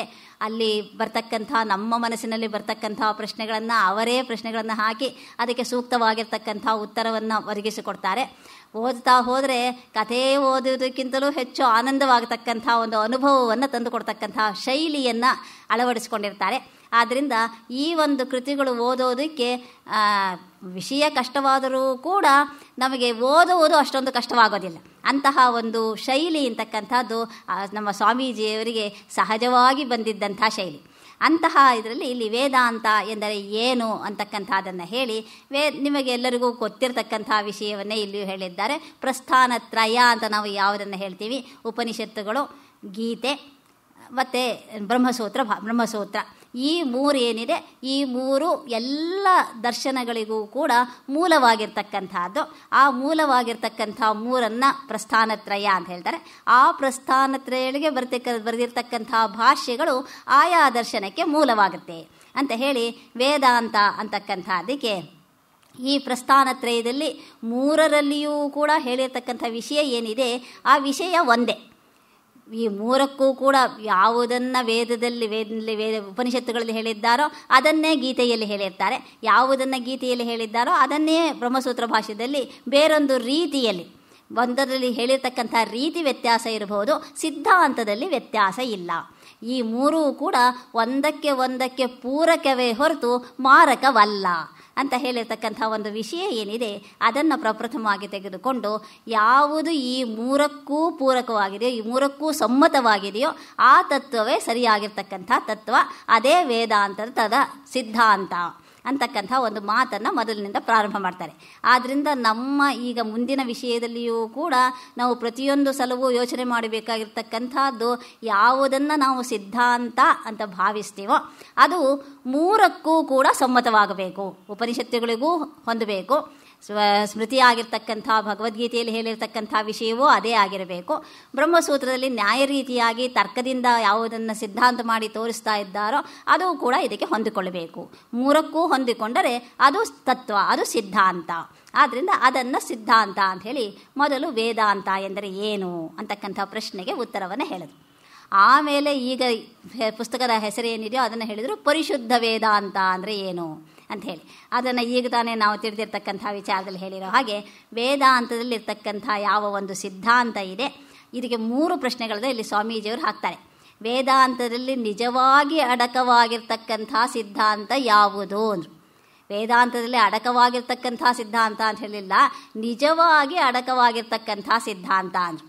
ಯಾಕೆ ಅಂತಂದರೆ ಸುಮ್ಮನೆ ಅಡಕವಾಗಿರ್ತಕ್ಕಂಥ ಹೇಳಿದಾಗ ನಾನು ಹೇಳ್ತೀನಿ ಇದೇ ಸಿದ್ಧಾಂತ ವೇದಾಂತದಲ್ಲಿ ಅಡಕವಾಗಿರ್ತಕ್ಕಂಥದ್ದು ಅಂತ. ನೀವು ಅದನ್ನು ಒಪ್ಪದೆ ನೀವು ಇನ್ನೊಂದು ರೀತಿಯಿಂದ ಹೇಳಿ ಇದಲ್ಲ ದ್ವೈತಿಗಳು ದ್ವೈತ ಸಿದ್ಧಾಂತವೇ ಅದರಲ್ಲಿ ಇರ್ತಕ್ಕಂಥದ್ದು ಅಂತ ಹೇಳ್ಬೋದು, ವಿಶಿಷ್ಟಾದ್ವೈತಿಗಳು ವಿಶಿಷ್ಟಾದ್ವೈತವೇ ಅಂತ ಹೇಳ್ಬೋದು, ಶುದ್ಧಾದ್ವೈತ, ಬೇಕಾದಷ್ಟು ಬೇರೆ ಬೇರೆ ಕವಲುಗಳು ಒಡೆದಿತ್ತು. ಈ ಕವಲುಗಳು ಎಲ್ಲರೂ ಕೂಡ ಅವರವರದ್ದೇ ಸಿದ್ಧಾಂತ ಅಂತ ಹೇಳ್ಬೋದು. ಅದಕ್ಕಾಗಿ ನಿಜವಾದ ಅಂತಕ್ಕಂಥದ್ದನ್ನ ಸೇರಿಸೋರು. ನಿಜವಾಗಿರ್ತಕ್ಕಂಥ ಸಿದ್ಧಾಂತ ಅಂತಕ್ಕಂಥದ್ದನ್ನು ತೋರಿಸ್ಬೇಕಾದ್ರೆ ಮೂರರಲ್ಲಿಯೂ ಅದೇ ಸಿದ್ಧಾಂತ ಇದೆ ಅಂತಕ್ಕಂಥದ್ದನ್ನು ತೋರಿಸ್ಬೇಕು. ಆವಾಗ ಅದು ನಿಜವಾಗಿರ್ತಕ್ಕಂಥ ಸಿದ್ಧಾಂತ ಅಂತ ಹೇಳಿ ಆ ಒಂದು ಸಿದ್ಧಾಂತವನ್ನು ಮೊದಲು ನಿಜವಾಗಿರ್ತಕ್ಕಂಥ ಸಿದ್ಧಾಂತ ಯಾವುದು ಅಂತಕ್ಕಂಥದ್ದನ್ನ ಕಂಡುಕೊಳ್ಬೇಕು. ಆ ನಂತರ ಆ ಸಿದ್ಧಾಂತವನ್ನು ಮನಗಾಣುವುದಕ್ಕೆ ಸಾಧನಗಳು ಯಾವುದು ಅಂತಕ್ಕಂಥದ್ದನ್ನ ತಿಳ್ಕೊಳ್ಬೇಕು ಅಂತ. ಸಿದ್ಧಾಂತವನ್ನು ತಿಳ್ಕೊಳ್ತೀವಿ ಅಂದರೆ ಅದು ನಿಜವಾದ ಸಿದ್ಧಾಂತ ಅಂತ ಹೇಳಿ ನಮ್ಮ ಮನಸ್ಸಿಗೆ ಒಪ್ಪಿಗೆಯಾಗಬೇಕು. ಯಾರೋ ನಿಜವಾಗಿರ್ತಕ್ಕಂಥ ಸಿದ್ಧಾಂತ ಅಂಥೇಳಿ ತುಂಬ ಚೆನ್ನಾಗಿ ವಿಷಯವನ್ನು ಪ್ರತಿಪಾದನೆ ಮಾಡ್ತಕ್ಕಂಥ ಶಕ್ತಿ ಇರುತ್ತೆ ಕೆಲವರಿಗೆ. ಕೆಲವರು ಮಾತನಾಡಿದ್ರೆ ಸುಳ್ಳನ್ನೂ ನಿಜ ಅಂತ ಹೇಳುವಷ್ಟರ ಮಟ್ಟಿಗೆ ಅವರ ವಿದ್ವತ್ ಪ್ರೌಢಿಮೆಯಿಂದ ಮಾತನ್ನು ನಂಬಿಸ್ತಾರೆ. ಆ ನಂಬಿಸತಕ್ಕಂಥ ಶಕ್ತಿ ಇರತಕ್ಕಂಥವರು ಎಷ್ಟು ಚೆನ್ನಾಗಿ ಮಾತನಾಡ್ತಾ ಇರ್ತಾರೆ ಅಂತಂದರೆ, ಅವರು ಮಾತನಾಡುವಾಗ ಲಾಯರ್ಗಳು ಕೋರ್ಟಿನಲ್ಲಿ ನಿಜವನ್ನು ಸುಳ್ಳು, ಸುಳ್ಳವನ್ನು ನಿಜ ಅಂತಕ್ಕಂಥದ್ದನ್ನು ಎಷ್ಟರ ಮಟ್ಟಿಗೆ ಪ್ರತಿಪಾದನೆ ಮಾಡ್ತಾರೆ ಅಂತಂದರೆ, ನಾನೊಂದು ಕೇಸ್ನಲ್ಲಿ ಯಾವುದೋ ಒಂದು ಉತ್ತರ ಪತ್ರಿಕೆಯನ್ನು ತಿದ್ದಿರ್ತಕ್ಕಂಥ ಸಂದರ್ಭ, ನಾನೇ ತಿದ್ದಿದ್ದು ಈ ಉತ್ತರ ಪತ್ರಿಕೆಯನ್ನು ನಾನೇ ತಿದ್ದಿದ್ದೀನಿ ಅಂತ ನಾನು ಒಪ್ಕೊಂಡ್ರೂ ಕೂಡ ನನ್ನ ವಿರುದ್ಧವಾಗಿ ಪಾಟಿ ಸವಾಲು ಹಾಕ್ತಾ ಇದ್ದಂಥ ಲಾಯರ್ಗಳು ಎಷ್ಟೊಂದು ಪ್ರಶ್ನೆಗಳನ್ನು ಹಾಕಿದ್ರು ಅಂತ ಹೇಳಿದ್ರೆ, ಆಮೇಲೆ ನನಗೇ ಸಂಶಯ ಬಂತು ನಾನನ್ನು ಮಾಡಿದ್ದೀನೋ ಇಲ್ವೋ ಅಂತ. ಆಮೇಲೆ ಅವರು ಹೀಗೆ ಕೇಳ್ತಾ ನಿಜವಾಗ್ಲೂ ಇದನ್ನು ಮಾಡಿದ್ದೀರಾ ಅಂತಂದರೆ ನನಗೆ ಒಂದು ನಿಮಿಷ ನಿಜವಾಗ್ಲೂ ನಾನೇ ಮಾಡಿದ್ನಾ, ಇದೇ ಪತ್ರಿಕೆನ ನಾನು ಮಾಡಿದ್ದು ಅಂತ ಹೇಳಿ ಹಾಗೆ ಚೆನ್ನಾಗಿ ಮಾತನಾಡ್ತಾ ಇರ್ತಕ್ಕಂಥವ್ರು ಯಾವುದನ್ನು ಬೇಕಾದ್ರೂ ಸುಳ್ಳನ್ನು ನಿಜ ಮಾಡ್ಬೋದು, ನಿಜವನ್ನು ಸುಳ್ಳು ಮಾಡ್ಬೋದು. ಆದ್ದರಿಂದ ಈ ನಿಜ ಸುಳ್ಳು ಅಂತಕ್ಕಂಥದ್ದು ಇನ್ನೊಬ್ಬರು ಹೇಳಿದ್ರ ಮೇಲೆ ಅವಲಂಬನೆ ಆಗಬಾರ್ದು. ನನ್ನ ಮನಸ್ಸಿಗೆ ಅದು ನಿಜ ಅಂತ ಹೇಳಿ ನಂಬಿಕೆ ದೃಢವಾಗಿರ್ತಕ್ಕಂಥ ನಂಬಿಕೆ ಬರಬೇಕು. ಆ ನಿಜ ಅಂತಕ್ಕಂಥದ್ದು ನಾನು ಓದಿರ್ತಕ್ಕಂಥ ವಿಷಯಗಳಿಂದ ನನ್ನ ಮನಸ್ಸಿಗೆ ಮನೆತಟ್ಟಾಗಬೇಕು. ಹಾಗೆಯೇ ನನ್ನ ಅನುಭವಕ್ಕೂ ಕೂಡ ಹೊಂದಿಕೊಳ್ಳಬೇಕು. ಆಚಾರ್ಯರು ಹೇಳಿಗೆ ಶ್ರುತಿರ್ ಅನುಭವಶ್ಚ ಪ್ರಮಾಣಂ ಅಂತ ಹೇಳ್ತಾರೆ. ಬರೀ ಶ್ರುತಿ ಪ್ರಮಾಣ ಅಲ್ಲ, ಶ್ರುತಿಯೂ ಪ್ರಮಾಣ, ಅನುಭವವೂ ಪ್ರಮಾಣ. ಶ್ರುತಿ ಇಲ್ಲದೆ ಅನುಭವ ಪ್ರಮಾಣವಲ್ಲ, ಅನುಭವವಿಲ್ಲದೆ ಶ್ರುತಿಯೂ ಕೂಡ ಪ್ರಮಾಣವಲ್ಲ. ಆದ್ದರಿಂದ ಇವೆರಡೂ ಕೂಡ ಪರಸ್ಪರ ಪೂರಕವೇ ಹೊರತು ಯಾವುದೇ ಒಂದನ್ನು ಇಟ್ಟುಕೊಂಡು ಕೇವಲ ಶ್ರುತಿಯೇ ಪ್ರಮಾಣ ಅಂತಂದರೆ, ಶ್ರುತಿಯಲ್ಲಿ ಬೇಕಾದಷ್ಟು ವಿಷಯಗಳಿದೆ. ಆ ಎಲ್ಲವನ್ನೂ ಕೂಡ ಯಾವುದು ಸಿದ್ಧಾಂತ ಅಂತ ಹೇಳಿ ಪ್ರಮಾಣ ಮಾಡಿ ತೋರಿಸತಕ್ಕಂಥ ಸಂದರ್ಭದಲ್ಲಿ ಎಲ್ಲವನ್ನೂ ಕೂಡ ಸಿದ್ಧಾಂತ ಅಂತ ಹೇಳೋದಕ್ಕೆ ಆಗೋದಿಲ್ಲ. ಒಂದು ಗ್ರಂಥಕ್ಕೆ ಒಂದೇ ತತ್ವ, ಒಂದು ಸಿದ್ಧಾಂತ ಇರಬೇಕೇ ಹೊರತು ಒಂದು ಗ್ರಂಥಕ್ಕೆ 100 ಸಿದ್ಧಾಂತ ಇರೋದಕ್ಕೆ ಸಾಧ್ಯ ಇಲ್ಲ. ಆದ್ದರಿಂದ ಸಿದ್ಧಾಂತ ಅಂತಕ್ಕಂಥದ್ದು ಶ್ರುತಿಗೂ ಒಪ್ಪಿಗೆಯಾಗಬೇಕು, ನನ್ನ ಅನುಭವಕ್ಕೂ ಬರಬೇಕು. ಅದು ನಿಜ ಅಂತ ಹೇಳಿ ನನ್ನ ಮನಸ್ಸು ಒಪ್ಪಿಕೊಳ್ತಕ್ಕಂಥ ಸ್ಥಿತಿಯನ್ನು ಹೊಂದಬೇಕು. ಆ ರೀತಿಯಾಗಿ ಅದನ್ನು ಆ ರೀತಿಯಾಗಿರ್ತಕ್ಕಂಥ ಅನುಭವವನ್ನು ಶ್ರುತಿಯನ್ನು ಎರಡನ್ನು ಪಡೆಯೋದಕ್ಕೆ ಬೇಕಾದ ಸಾಧನಗಳು ಯಾವುವು? ಈ ಪ್ರಶ್ನೆಯನ್ನು ಕೂಡ ನಮ್ಮ ಮನಸ್ಸಲ್ಲಿ ಇಟ್ಕೊಳ್ಬೇಕು. ಸಿದ್ಧಾಂತ ಅಂತ ಹೇಳಿ ಯಾವುದಾದ್ರೂ ಹೇಳಿದರೆ ಅದನ್ನು ಕಂಡುಕೊಳ್ಳೋದಕ್ಕೆ ಸಾಧನಗಳು ಕೂಡ ಬೇಕಾಗತ್ತೆ. ಆ ನಂತರ ವೇದಾಂತ ಜ್ಞಾನದಿಂದ ಆಗುವ ಪ್ರಯೋಜನವೇನು ಅಂದರು. ಇಷ್ಟೆಲ್ಲ ಕಷ್ಟಪಟ್ಟು ಇಷ್ಟೆಲ್ಲ ತಿಳ್ಕೊಂಡ ಮೇಲೆ ಅದರಿಂದ ಏನೂ ಉಪಯೋಗವಿಲ್ಲ ಅಂತಂದರೆ ಅದನ್ನು ಇಷ್ಟೆಲ್ಲ ಕಷ್ಟಪಟ್ಟು ತಿಳಿಯೋದ್ರಿಂದ ಪ್ರಯೋಜನವೇನು ಅಂತಕ್ಕಂಥ ಪ್ರಶ್ನೆ ಬರುತ್ತೆ. ಕಷ್ಟಪಟ್ಟು ರ್ಯಾಂಕ್ ತಗೊಂಡು BEನೋ MEನೋ ಎಂಥದೋ ಒಂದು ಮಾಡಿ ಎಲ್ಲೂ ಕೆಲಸ ಸಿಗದೇ ಇದ್ದರೆ ಇಷ್ಟು ಓದಿದ್ದು ಏನು ಪ್ರಯೋಜನ? ಅದರ ಬದಲಿ ಸಾಧಾರಣವಾಗಿ SSLC ಮಾಡಿಕೊಂಡು ಯಾವುದಾದ್ರು ಅಂಗಡಿ ಇಟ್ಕೊಂಡಿದ್ದಿದ್ರೆ ಬೇಕಾದಷ್ಟು ಸಂಪಾದನೆ ಮಾಡ್ಬೋದಾಗಿತ್ತು. ಆದ್ದರಿಂದ ಈ ಒಂದು ದೃಷ್ಟಿ ಅಂತಕ್ಕಂಥದ್ದು ಯಾವ ದೃಷ್ಟಿಯಿಂದ ನಾವು ಅದನ್ನು ಪ್ರಯೋಜನ ದೃಷ್ಟಿ ಅಂತಕ್ಕಂಥದ್ದನ್ನು ನೋಡ್ತಾ ಇದ್ದೀವಿ.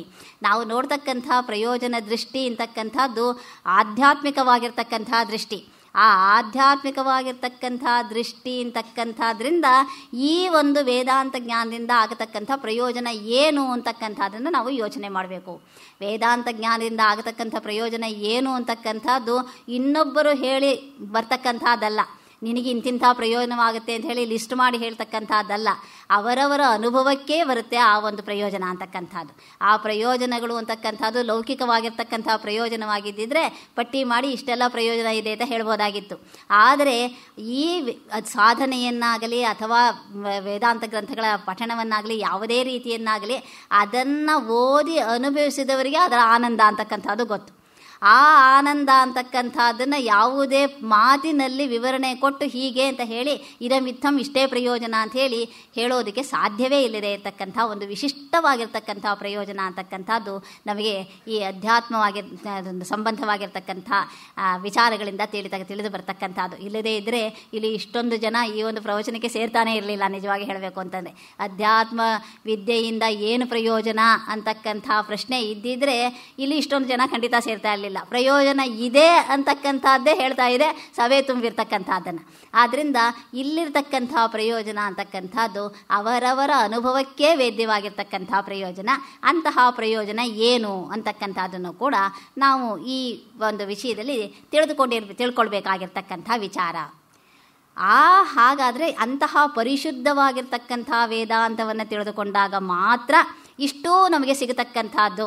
ಅದರ ಸಾಧನೆ, ಅದರ ಸಿದ್ಧಾಂತ, ಸಾಧನೆ, ಪ್ರಯೋಜನ ಇಷ್ಟನ್ನು ನಾವು ತಿಳ್ಕೊಂಡಿರ್ತಕ್ಕಂಥ ಇಷ್ಟೆಲ್ಲ ಮಾಡ್ತಕ್ಕಂಥದ್ದಕ್ಕೆ ಇಷ್ಟೊತ್ತು ನಾವು ಹೇಳಿದ್ವಿ, ಏನೇನೋ ಹೇಳಿದ್ವಿ. ಪರಿಶುದ್ಧ ವೇದಾಂತ ಅಂತಕ್ಕಂಥದ್ದಕ್ಕೆ ವ್ಯಾಖ್ಯೆಯನ್ನೇ ಕೊಡಲಿಲ್ಲ.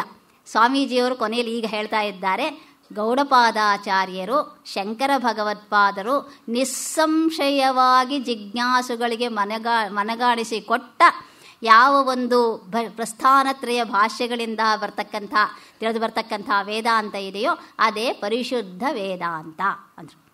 ಪರಿಶುದ್ಧ ವೇದಾಂತ ಅಂತಕ್ಕಂಥದ್ದಕ್ಕೆ ಗೌಡಪಾದಾಚಾರ್ಯರಿಂದ ಪ್ರಾರಂಭ ಮಾಡಿ ಆ ಒಂದು ಪರಂಪರೆಯಿಂದ ಬಂದಿರತಕ್ಕಂಥ ಸಂಪ್ರದಾಯ ಪರಂಪರೆ ಅಂತ ನಾವು ಯಾವುದನ್ನು ಹೇಳ್ತೀವಿ, ಆ ಸಂಪ್ರದಾಯ ಪರಂಪರೆಯಲ್ಲಿ ಗೌಡಪಾದಾಚಾರ್ಯರು ವ್ಯಾಸಂಶುಕಂ ಗೌಡಪದಂ ಮಹಾಂತಂ ಗೋವಿಂದ ಯೋಗೀಂದ್ರ ಮಥಾಸ್ಯ ಶಿಷ್ಯಂ ಶ್ರೀಶಂಕರಾಚಾರ್ಯ ಸುರೇಶ್ವರಾದಿ ಆ ಪರಂಪರೆಯಿಂದ ಬಂದಿರತಕ್ಕಂಥ ಯಾವ ಒಂದು ಸಿದ್ಧಾಂತ ವೇದಾಂತ ಇದೆ, ಯಾವ ಒಂದು ಅದ್ವೈತ ತತ್ವ ಇದೆ, ಯಾವ ಒಂದು ಅದ್ವೈತದ ಸ್ವರೂಪ ಇದೆ, ಆ ಸ್ವರೂಪ ಅಂತಕ್ಕಂಥದ್ದೇ ಪರಿಶುದ್ಧವಾಗಿರ್ತಕ್ಕಂಥ ವೇದಾಂತ. ಅದಕ್ಕೆ ಉಳಿದವರು ಬರೆದಿರ್ತಕ್ಕಂಥ ವ್ಯಾಖ್ಯಾನಗಳೇನಿದೆ ಅದರಲ್ಲಿ ಮಿಶ್ರಣವಾಗಿದೆ. ಯಾವ ಒಂದು ಪರಿಶುದ್ಧವಾಗಿರ್ತಕ್ಕಂಥ ವೇದಾಂತ ಅಂತ ನಾನು ತಿಳಿಬೇಕಾದ್ರೆ ಆಚಾರ್ಯರ ಭಾಷ್ಯವನ್ನು ನೇರವಾಗಿ ಓದಬೇಕು. ಆಚಾರ್ಯರ ಭಾಷೆಯಲ್ಲಿ ಇರ್ತಕ್ಕಂಥ ವಿಷಯವನ್ನು ಹಾಗೆಯೇ ತಿಳಿದುಕೊಂಡಾಗ ಪರಿಶುದ್ಧವಾಗಿರ್ತಕ್ಕಂಥದ್ದು ಸಿಕ್ಕತ್ತೆ. ಸ್ವಲ್ಪ ಆ ಕಡೆ ಈ ಕಡೆ ವ್ಯಾಖ್ಯಾನಗಳನ್ನು ನೋಡಿದಾಗ ವ್ಯಾಖ್ಯಾನಗಳನ್ನು ನೋಡಬಾರದು ಅಂತ ನಮ್ಮ ಸ್ವಾಮೀಜಿಯವರು ಎಲ್ಲಿಯೂ ಹೇಳೋದಿಲ್ಲ. ಆದರೆ ಮೊದಲು ಭಾಷ್ಯವನ್ನು ಓದಿ ಭಾಷ್ಯದಲ್ಲಿರ್ತಕ್ಕಂಥ ವಿಷಯವನ್ನು ತಿಳಿದುಕೊಳ್ಳಿ. ಹೆಚ್ಚಿನ ವಿಷಯಕ್ಕಾಗಿ ಇಲ್ಲಿ ಎರಡು ರೀತಿಯಾಗಿರ್ತಕ್ಕಂಥ ಸಾಧ್ಯತೆ ಇದೆ. ಒಂದು ವಿಶೇಷ ಪ್ರತಿಪತ್ತಿ, ಇನ್ನೊಂದು ವಿಪ್ರತಿಪತ್ತಿ ಅಂತ ಹೇಳ್ತೀವಿ ನಾವು. ವಿಶೇಷ ಪ್ರತಿಪತ್ತಿ ಎಂದಾಗ ಹೆಚ್ಚಿನ ವಿಷಯಗಳನ್ನು ತಿಳಿದುಕೊಳ್ತಕ್ಕಂಥದ್ದು. ನಮಗೆ ಗೊತ್ತಿರತಕ್ಕಂಥ ವಿಷಯಕ್ಕೆ ಪೂರಕವಾಗತಕ್ಕಂಥ ವಿಷಯವನ್ನು ತಿಳಿದುಕೊಂಡಾಗ ಅದು ವಿಶೇಷ ಪ್ರತಿಪತ್ತಿ.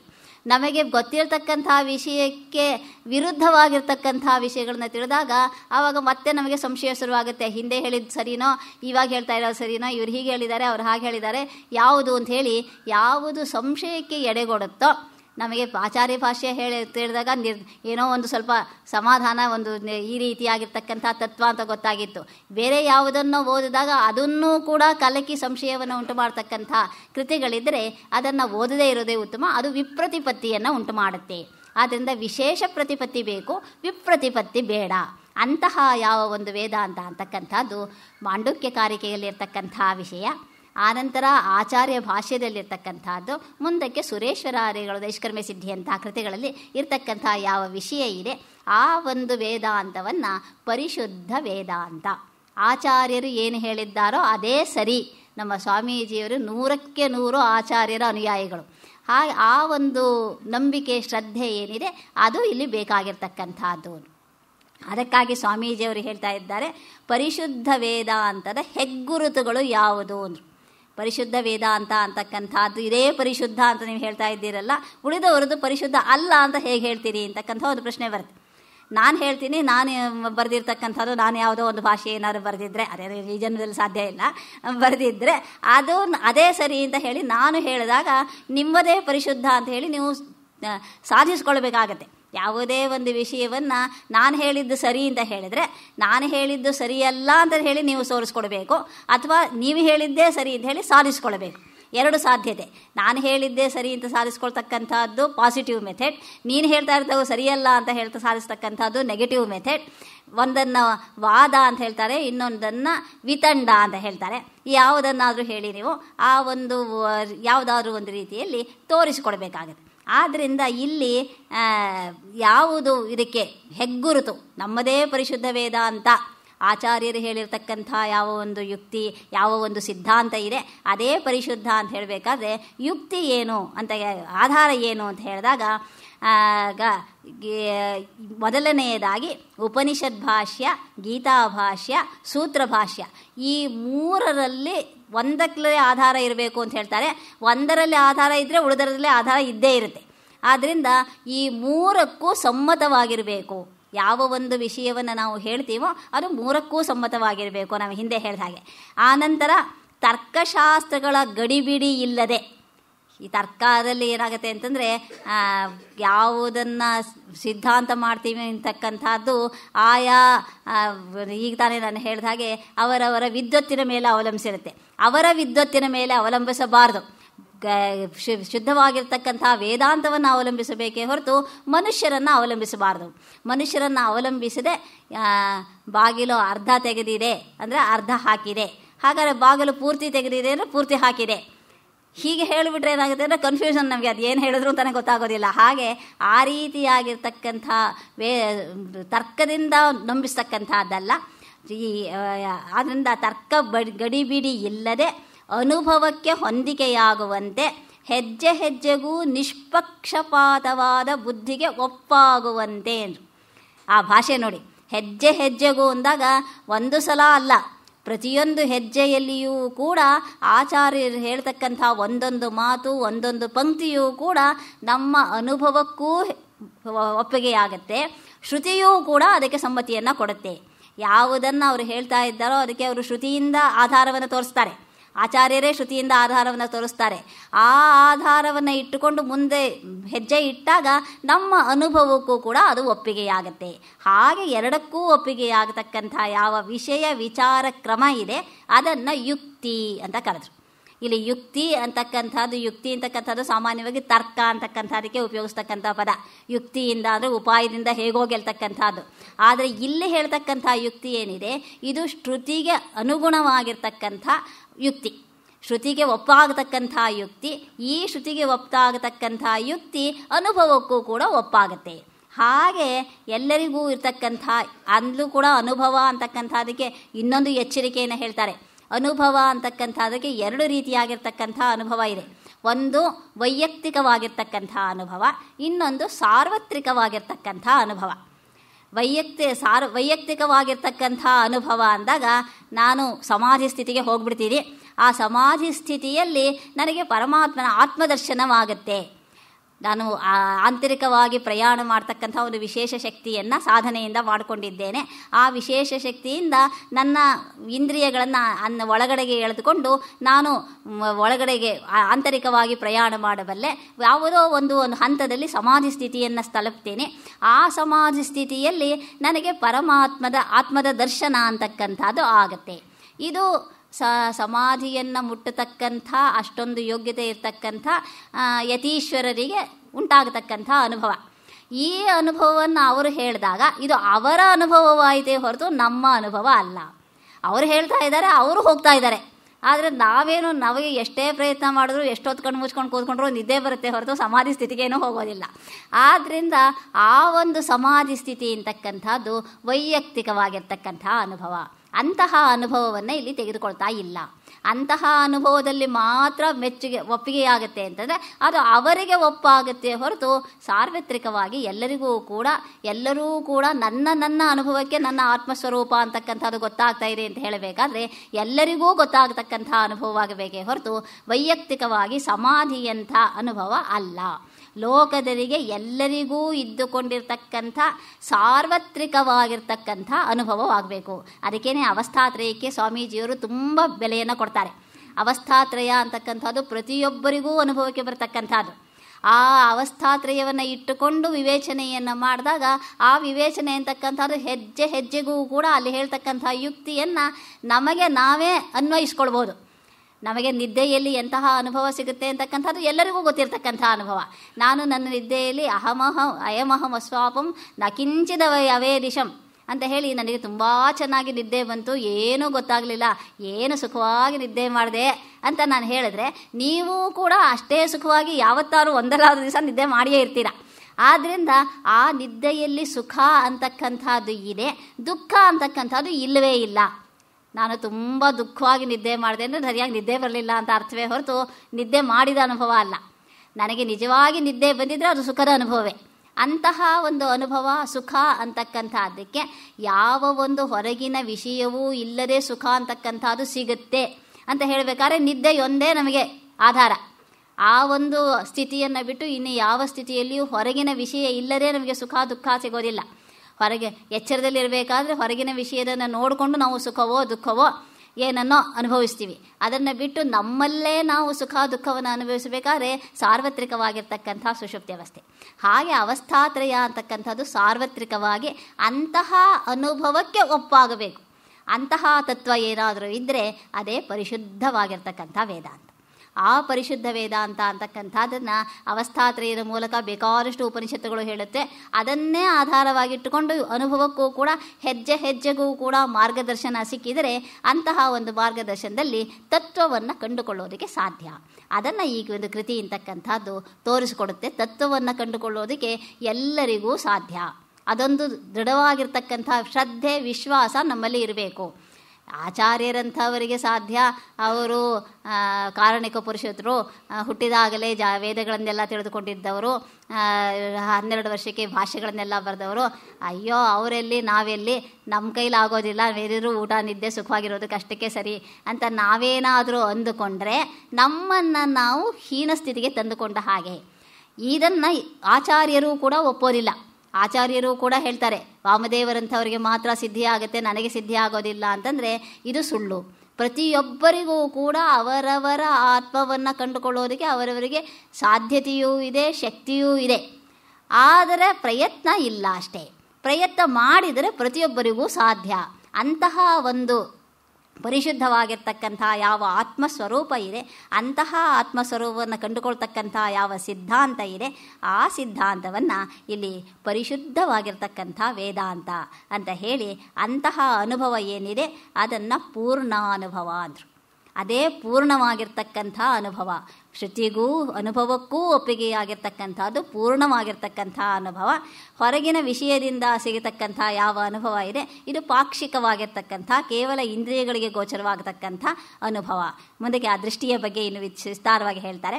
ಆದ್ದರಿಂದ ಅಂತಹ ವಿಷಯವನ್ನು ತಿಳಿಸೋದು ಈ ಗ್ರಂಥದ ಉದ್ದೇಶ ಅಂತ ಹೇಳಿ ಮುಂದಿನ ಭಾಗದಲ್ಲಿ ಈ ಗ್ರಂಥದ ಉದ್ದೇಶ ಏನು ಅಂತಕ್ಕಂಥದ್ದನ್ನು ಸ್ವಾಮೀಜಿಯವರು ಹೇಳಿ ಶಾಂಕರ ವೇದಾಂತದ ಸಾರವನ್ನು ಹಿಂಡಿ ಎಲ್ಲರಿಗೂ ತಿಳಿಯುವ ತಿಳಿಗನ್ನಡದಲ್ಲಿ ಓದಲು ಮುಂದೆ ಇಡುವುದು ಇದರ ಪ್ರಪ್ರಥಮವಾಗಿರ್ತಕ್ಕಂಥ ಉದ್ದೇಶ.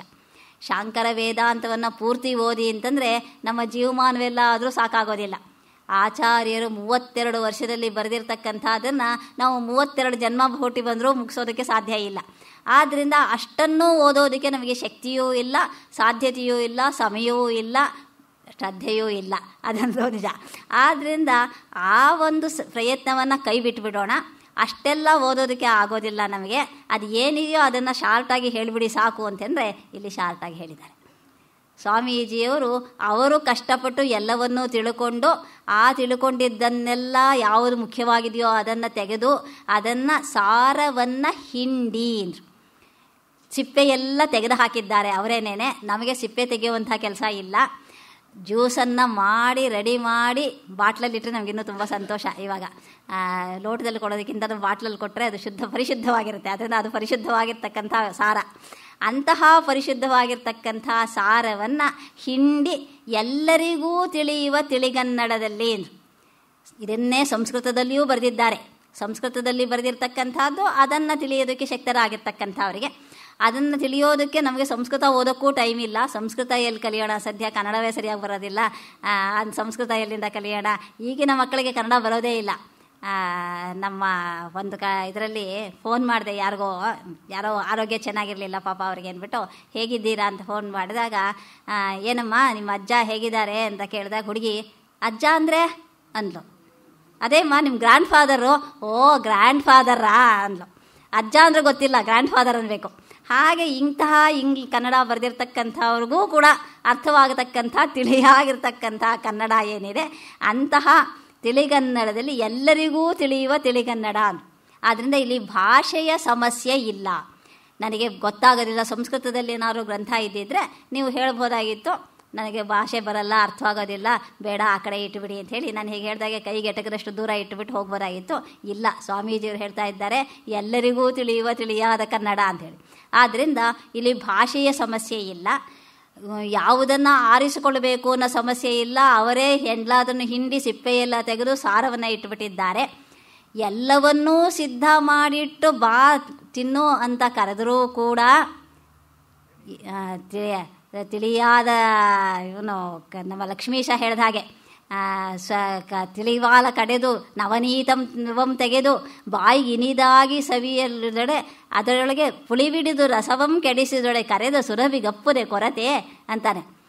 ತಿಳಿಯಾಗಿರ್ತ ಹಾಲನ್ನು ಕರೆದು ಅದನ್ನು ಹೆಪ್ಪ ಹಾಕಿ ಕಡೆದು ನವನೀತಮಂ ತೆಗೆದು ಬೆಣ್ಣೆಯನ್ನು ತೆಗೆದು ಬಾಯಿಗೆ ಇನಿದಾಗಿ ಕೊಡ್ತಾ ಇದ್ದಾರೆ. ಅದನ್ನೂ ಸವಿಯದೆ ಪುಳಿಬಿಡಿದು ರಸವನ್ನೇ ಕೆಡಿಸಿದೊಡೆ ಅದಕ್ಕೆ ಹುಳಿ ಹಿಂಡಿ ಚೆನ್ನಾಗಿಲ್ಲ ಅಂತಂದರೆ ಕರೆದು ಸುರಭಿಗಪ್ಪದೆ ಕೊರತೆ. ನಮ್ಮ ಆಚಾರ್ಯರಿಗೇನೂ ಕೊರತೆ ಇಲ್ಲ, ನಷ್ಟ ನಮಗೇನೆ. ಆದ್ದರಿಂದ ಅಂತಹ ನಷ್ಟಕ್ಕೆ ಒಳಗಾಗದೆ ಇರಿ ಅಂತ ಹೇಳಿ ಎಚ್ಚರಿಕೆಯನ್ನು ಕೊಡ್ತಾ ಇದ್ದಾರೆ. ಎಲ್ಲವನ್ನೂ ಕೂಡ ಇದನ್ನು ಇಟ್ಟಿದ್ದೀನಿ. ಆದರೆ ಈ ಒಂದು ಗ್ರಂಥದ ಲಾಭವನ್ನು ಪಡೆಯಬೇಕಾದ್ರೆ ಏನಿರಬೇಕು ಅಂತಕ್ಕಂಥದ್ದನ್ನು ಸ್ವಾಮೀಜಿಯವರು ಹೇಳ್ತಾ ಇದ್ದಾರೆ. ಎಲ್ಲರಿಗೂ ತಿಳಿಯೋ ಭಾಷೆ ಅಂತೇನೋ ಹೇಳಿದ್ರು, ಆದರೆ ಎಲ್ಲರಿಗೂ ತಿಳಿಯೋ ಭಾಷೆ ಅಂತಂದರೂ ಕೂಡ ಅಜ್ಜಾದ್ರೂ ಗೊತ್ತಿಲ್ಲ, ಗ್ರ್ಯಾಂಡ್ ಫಾದರ್ ಅಂತ ಹೇಳಬೇಕು ಅಂತಕ್ಕಂಥವ್ರಿಗೆ ಆಗೋದಿಲ್ಲ. ಯಾರಿಗೆ ಆಗುತ್ತೆ ಅಂತಕ್ಕಂಥದ್ದನ್ನು ಹೇಳ್ತಾರೆ. ಆಧ್ಯಾತ್ಮಿಕ ಹಸಿವು ಇರಬೇಕು. ಆಧ್ಯಾತ್ಮಿಕವಾಗಿರ್ತಕ್ಕಂಥ ಹಸಿವನ್ನು ಉಂಟು ಮಾಡ್ತಾ ಇರೋ ಕೃತಿಯನ್ನಾರು ತೆಗೆದುಕೊಳ್ಳೋಷ್ಟು ಹಸಿವಿದ್ರೆ ಕೃತಿಯನ್ನು ಆಧ್ಯಾತ್ಮಿಕವಾಗಿರ್ತಕ್ಕಂಥ ವಿಷಯವನ್ನು ತಿಳಿಯಬೇಕು ಅಂಥೇಳಿ ಸ್ವಲ್ಪವಾದರೂ ಆಸಕ್ತಿ ಅಂತಕ್ಕಂಥದ್ದು ಇದ್ದರೆ ಇಂತಹ ಕೃತಿ ಅಂತಕ್ಕಂಥದ್ದು ಹಸಿವನ್ನು ಹೆಚ್ಚು ಮಾಡುತ್ತೆ, ಹಸಿವನ್ನು ಉಂಟು ಮಾಡುತ್ತೆ. ಆದ್ದರಿಂದ ಒಂದು ಸಲ ಇಂತಹ ಕೃತಿಯನ್ನು ನೀವು ಓದೋದಕ್ಕೆ ಪ್ರಾರಂಭ ಮಾಡಿದ್ರೆ ಈ ಥರದ್ದು ಇನ್ನೊಂದು ಓದೋಣ, ಮತ್ತೊಂದು ಓದೋಣ, ಕಾರ್ಯಾಲಯಕ್ಕೆ ಹೋಗಿ ಇರೋ ಪುಸ್ತಕನೆಲ್ಲ ಕೊಂಡ್ಕೊಂಡು ಬರೋಣ, ಆ ಒಂದು ಉತ್ಕಟವಾಗಿರ್ತಕ್ಕಂಥ ಇಚ್ಛೆ ಅಂತಕ್ಕಂಥದ್ದು ಉಂಟಾಗಬೇಕು. ಅದು ಕೃತಿಯ ಸಾರ್ಥಕತೆ. ಯಾವುದೇ ಕೃತಿ ಅಂತಕ್ಕಂಥದ್ದು ಸಾರ್ಥಕವಾಗಬೇಕಾದ್ರೆ ಒಂದು ಸಲ ಓದಿ ದೂರ ಇಡ್ತಕ್ಕಂಥ ಕೃತಿ ಆಗಬಾರ್ದು.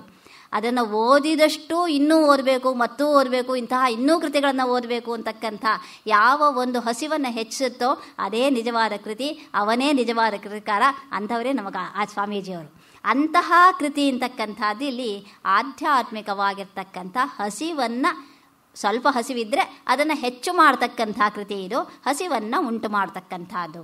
ಇನ್ನೊಂದು ಎರಡನೆಯದಾಗಿರ್ತಕ್ಕಂಥದ್ದು ಹೇಳ್ತಾ ಇದ್ದಾರೆ. ಇದರಲ್ಲಿ ಶ್ರದ್ಧೆ ಮತ್ತು ತಾತ್ಪರ್ಯವನ್ನು ತಿಳಿದುಕೊಳ್ಳಲೇಬೇಕು ಅಂತಕ್ಕಂಥ ಆಸಕ್ತಿ, ಸಂಯಮ ಇಷ್ಟು ಇರಬೇಕು ಅಂದರು. ಈ ಒಂದು ಆಧ್ಯಾತ್ಮಿಕವಾಗಿರ್ತಕ್ಕಂಥ ವಿಷಯವನ್ನು ತಿಳಿಯಬೇಕಾದರೆ ಏನೂ ಇಲ್ಲದೆ ಇರತಕ್ಕಂಥವ್ರಿಗೆ ಸಾಧ್ಯ ಇಲ್ಲ. ಸ್ವಲ್ಪನಾದರೂ ಇರಬೇಕು. ಸ್ವಲ್ಪ ಏನು ಅಂತ ಹೇಳ್ತಾ ಇದ್ದಾರೆ? ಶ್ರದ್ಧೆ. ಮೊದಲನೆಯದಾಗಿ ಹೇಳತಕ್ಕಂಥ ವಿಷಯದಲ್ಲಿ ನಂಬಿಕೆ ಅಂತಕ್ಕಂಥದ್ದು ಇರಬೇಕು. ಸ್ವಲ್ಪವಾದರೂ ನಂಬಿಕೆ ಅಂತಕ್ಕಂಥದ್ದು ಪ್ರತಿಯೊಂದನ್ನೂ ಕೂಡ ಸಂಶಯದ ದೃಷ್ಟಿಯಿಂದಲೇ ನೋಡೋದಕ್ಕೆ ಹೊರಟ್ರೆ ಸಂಶಯಾತ್ಮ ವಿನಶ್ಯತಿ. ಆದ್ದರಿಂದ ಅಂಥವರಿಗೆ ಇಂತಹ ಕೃತಿಗಳಿಂದ ಯಾವುದೇ ಪ್ರಯೋಜನ ಅಂತಕ್ಕಂಥದ್ದಾಗೋದಿಲ್ಲ. ವಿಷಯವನ್ನು ಮನಸ್ಸಿಟ್ಟು ನೋಡಿ ಅದರ ಸತ್ಯಾಸತ್ಯೆಯನ್ನು ತಿಳಿದುಕೊಳ್ತಕ್ಕಂಥ ಕುತೂಹಲ, ಶ್ರದ್ಧೆ ಅಂತಕ್ಕಂಥದ್ದು ಇರಬೇಕು. ಅಂತಹ ಶ್ರದ್ಧೆ ಇರಬೇಕು. ಇದನ್ನು ಅವಶ್ಯವಾಗಿ ತಿಳಿದುಕೊಳ್ತೀನಿ ಅಂತಕ್ಕಂಥ ಆ ಒಂದು ಮನಸ್ಸಿರಬೇಕು. ಯಾವುದಾದ್ರೂ ಒಂದು ವಿಷಯವನ್ನು ಪ್ರಾರಂಭ ಮಾಡಿದ್ರೆ 1 ಪೇಜ್ ಓದೋ ಹೊತ್ತಿಗೆ ಬೇಜಾರಾದರೆ ಅದರಲ್ಲಿ ಆಸಕ್ತಿ ಇಲ್ಲ ಅಂತಕ್ಕಂಥದ್ದು ಸುಸ್ಪಷ್ಟ. 1 ಪೇಜ್ ಓದಿದ ಮೇಲೆ 10 ಪೇಜ್ ಓದುವಷ್ಟು ಉತ್ಸಾಹ ಅಂತಕ್ಕಂಥದ್ದನ್ನು ಉಂಟಾದರೆ ಆವಾಗ ಆ ವಿಷಯದಲ್ಲಿ ನಮಗೆ ಆಸಕ್ತಿ ಇದೆ. ಎಲ್ಲರಿಗೂ ಎಲ್ಲ ವಿಷಯದಲ್ಲಿಯೂ ಆಸಕ್ತಿ ಇರೋದಿಲ್ಲ. ಆದ್ದರಿಂದ ಯಾರಿಗೆ ಯಾವ ವಿಷಯದಲ್ಲಿ ಆಸಕ್ತಿ ಇದೆಯೋ ಅವರಿಗೆ ಆ ವಿಷಯ ಅಂತಕ್ಕಂಥದ್ದು ಹಿಡಿಸುತ್ತೆ, ಅದರಲ್ಲಿ ಹಸಿವು ಅಂತಕ್ಕಂಥದ್ದು ಇರುತ್ತೆ. ಅದಕ್ಕೆ ಸಂಬಂಧಪಟ್ಟ ಪುಸ್ತಕಗಳಲ್ಲಿ ಶ್ರದ್ಧೆ ಅಂತಕ್ಕಂಥದ್ದು ತಾನಾಗಿಯೇ ಉಂಟಾಗುತ್ತೆ. ಅಂತಹ ಜೊತೆಗೆ ಹೊರಗಿನ ವಿಷಯಗಳ ಕಡೆಗೆ ಇಂದ್ರಿಯಗಳನ್ನು, ಅಂತಃಕರಣವನ್ನು ಚದುರಿಸದೇ ಇರುವ ಸಂಯಮ ಬೇಕು ಅಂದರು. ಇದೊಂದು ಅತ್ಯಂತ ಆಧ್ಯಾತ್ಮಿಕವಾಗಿರ್ತಕ್ಕಂತಹ ವಿಷಯಗಳಿಗೆ ಅತ್ಯಂತ ಅವಶ್ಯಕವಾಗಿರ್ತಕ್ಕಂಥದ್ದು ಈ ಒಂದು ಸಂಯಮ. ಪುಸ್ತಕ ಓದ್ತಾ ಇರ್ತಕ್ಕಂಥ ಸಂದರ್ಭದಲ್ಲಿ ಯಾರಾದರೂ ಶಾಪಿಂಗ್ ಹೊರಟ್ರೆ ನಾವು ಅವ್ರ ಹಿಂದೆ ಹೋಗೋಣ ಅಂತಕ್ಕಂಥ ಮನಸ್ಸೇನಾದರೂ ಬಂದರೆ ಅಲ್ಲಿಗೆ ಈ ಒಂದು ಕೃತಿಗೆ ನಾವು ಅರ್ಹರಲ್ಲ. ಯಾವುದೇ ಒಂದು ವಿಷಯವನ್ನು ತಿಳಿಯಬೇಕಾದ್ರೆ ಹೊರಗಿನ ವಿಷಯಕ್ಕಿಂತಲೂ ಒಳಗಿನ ವಿಷಯಕ್ಕೆ ಪ್ರಾಧಾನ್ಯ ಅಂತಕ್ಕಂಥದ್ದು ಇರಬೇಕು. ಅಂತಹ ಪ್ರಾಧಾನ್ಯ ಅಂತಕ್ಕಂಥದ್ದು ಇದ್ದರೆ ನನಗೆ ಹೊರಗಿನ ವಿಷಯಗಳ ಬಗ್ಗೆ ಆಸಕ್ತಿ ಕಡಿಮೆಯಾದಷ್ಟು ಒಳಗಿನ ವಿಷಯದ ಬಗ್ಗೆ ಆಸಕ್ತಿ ಹೆಚ್ಚಾಗುತ್ತೆ. ಹೊರಗಿನ ವಿಷಯದ ಆಸಕ್ತಿ ಹೆಚ್ಚಾದಷ್ಟು ಒಳಗಿನ ವಿಷಯದ ಬಗ್ಗೆ ಆಸಕ್ತಿ ಅಂತಕ್ಕಂಥದ್ದು ಕಡಿಮೆಯಾಗುತ್ತೆ. ಎರಡನ್ನೂ ಸಮವಾಗಿ ತೂಗಿಸಿಕೊಂಡು ಹೋಗೋದು ಖಂಡಿತ ಸಾಧ್ಯ ಇಲ್ಲ. ಒಂದು ಹೆಚ್ಚಾದರೆ ಇನ್ನೊಂದು ಕಡಿಮೆ ಆಗಲೇಬೇಕು.